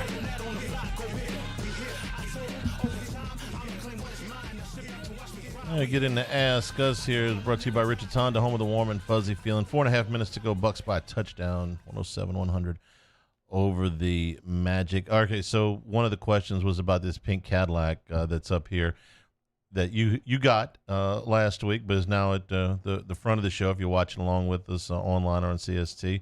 What's the story with the Elvis pink Cadillac, the little model here? So we got it sent to us by one of our loyal listeners. We do appreciate it. You know, most of our stuff, and so we started putting stuff up on the desk as soon as I started here, and it's kind of caught on with some other shows. But, you know, we got Jake the Snake up here. We got Jimbo Fisher. Elvis got sent in. We have a statue of Elvis. Now Moscona broke it, so I got to glue the hand back on. But we've got a pink Cadillac as well, and a really nice one, by the way. So that's going to be on display. I got to take it out of the package, even though it kind of hurts me to take that out of the package, but I think it needs to be seen in all of its glory. Okay, it's a nice-looking model. For sure. So we appreciate. Was that Brian? That it was. That we appreciate that, Brian. Man, we'll take all kind of gifts. Yeah. Especially Elvis ones for me. I don't know, Hanny, if you're an Elvis fan. I think everybody should be. I am. Okay. Probably not quite as big as you, but yeah, I like Elvis, of course. Ask Us National Waffle Day. Do you eat waffles, and what is your go-to for them? I am a redneck at heart. Give me Waffle House all day, every day. Like I don't need fancy brunch spot. No, give me Waffle House. Yeah, that's easy. I mean, I think I've been to the Waffle House in. It's like, what Waffle House have you been to more times than any Waffle House in your life? The one in Orange Beach, Gulf Shores. Oh yeah, I know exactly where it's at. Because it's within a stone's throw from like half a dozen different places. There was one at our hotel that we stayed in for Atlanta during football season with the team, and we were in Atlanta so much this season that the one in Atlanta at least 10 times. They knew you? Yes. For sure. Ask Jake, how appropriate would it be if Matt Flynn's favorite candy was Goobers? Pretty appropriate because he's on sabbatical, I guess. Have you talked to him? I mean, is he? You know, when he goes to the beach, he turns into Florida Matt, so turns into a different person. I think he's watching. I think he's listening. No, he's probably not doing a whole lot. Not. You know, we were talking about scheduling and some of the things that we got planned coming up in the next couple of weeks. We've been in this COVID mode for so long now that you forget. At least I was looking at the schedule this morning. You know, there's college football this weekend. I mean, real live college football this weekend. There is an NFL game that will be played in front of some fans 2 weeks from Thursday. Yeah. I mean, we can sort of see it from here. In a normal August, and this has been anything but a normal August, we'd be climbing towards the end here and saying, you know what, you're just a couple of weeks away from the opener, a couple of weeks away from opening weekend. This would be week 0 coming up, the old week 0. We'd be talking about last scrimmage that would be coming up on Wednesday. Probably be talking about game week. LSU was supposed to start school today. Of course, the storms. When I saw that headline, my mind is so COVID heavy, just because we wake up every day wondering, okay, what's going to be the spin? Yeah. And I saw LSU closes campus, football practice still to be held. I'm like, wait, what? Hurricane. Well, no, Sorry. yeah, right. I'm thinking COVID. That's the way kind of our mind's trained now. Well, it has to be. But again, I thought we had a lot of positives where COVID was concerned with the news that we got over the weekend and again today with that huge number of negatives coming out, negative tests coming out of the NFL, and the ones that were positive, they turned those back around, and they figured out, hey, these were all false positives. Stephen in the Bayou Ford chat says Florida State scrimmaged last Saturday. Yes, teams are practicing, teams are scrimmaging, teams are in some cases tackling. Okay, all of that is good. Ask us: is there friction between Jake and Flynn? Not friction. I just know what to expect from him, which isn't much. I mean, poor Hanny comes and he's heard about all this flustering, and then he does one flustering segment, not even a show, and Flynn just takes off to 38. I was concerned that it was me. No, it's always Flynn. It's never the other person. It's always him. Again, to recap from the very beginning of the show, the AP poll came out today, which is another thing that ordinarily that would have been a lot earlier, but you look at those and you say, well, you get an idea for what they think about LSU, what they think about the Southeastern Conference. They managed to put 9 teams in their top 25 that will not play this season, 6 out of the Big Ten and 3 out of the Pac-12. When they start playing games, they'll do them over again, but that was out today. LSU preseason number 6 and Clemson preseason number 1. 6 years in a row that Clemson's been ranked at number 1 at some point in the season. You had that when Dabo got hired, right? No. You knew? No. I mean, there was a verb for what Clemson kind of did to mess up games. That was a verb. Yes. Yeah. Clemsoning was an actual thing. This is a year where Clemson, if they don't run the table, I'd be surprised, just because of their schedule in the conference, and the ACC is still not caught up with them. But could that do them damage when it gets to the playoff, because they're not battle tested, and that team that might be 8-2, 9-1 from the SEC has probably gone through the gauntlet a little bit. Mm-hmm. That stuff matters, and I think fans realize that. But you get battle tested 3 or 4 times in the season, then when you get to those big games, it's not that big of a shock. Where if you're Clemson, you've never been down, it's, what do we do? How do we come back from this? Like when you're down in North Carolina, that's different, because you're like, oh, we're Clemson. Eventually we're going to take the game over, right? Yeah. When you get down to an LSU in the Superdome, you could tell they're used to being the aggressor. They're not the counterpuncher. And so when you get to that point and you're not battle tested, that's going to show. Ask us, how old is Hanny's polo? These that puppy is. We've been using the same uniform shirts for a while now.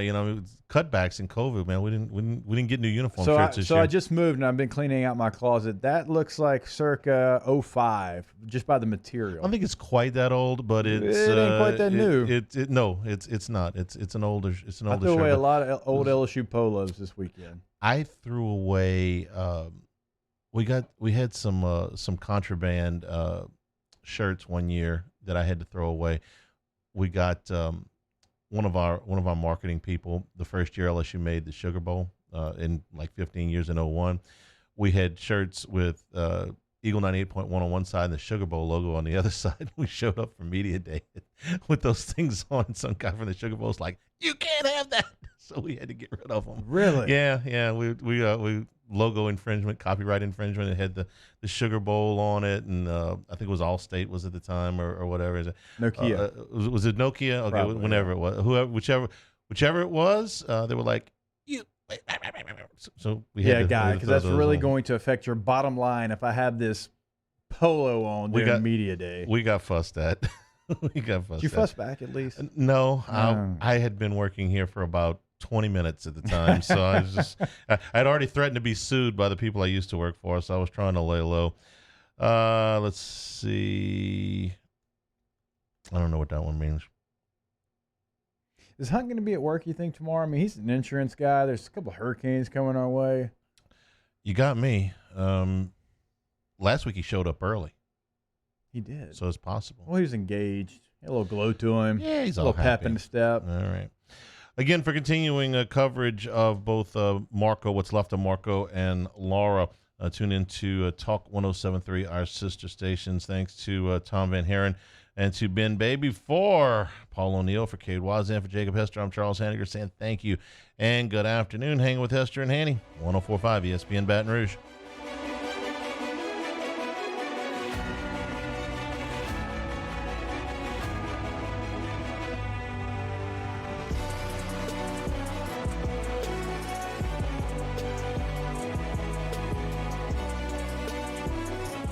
Hanging with Hester and Hanny.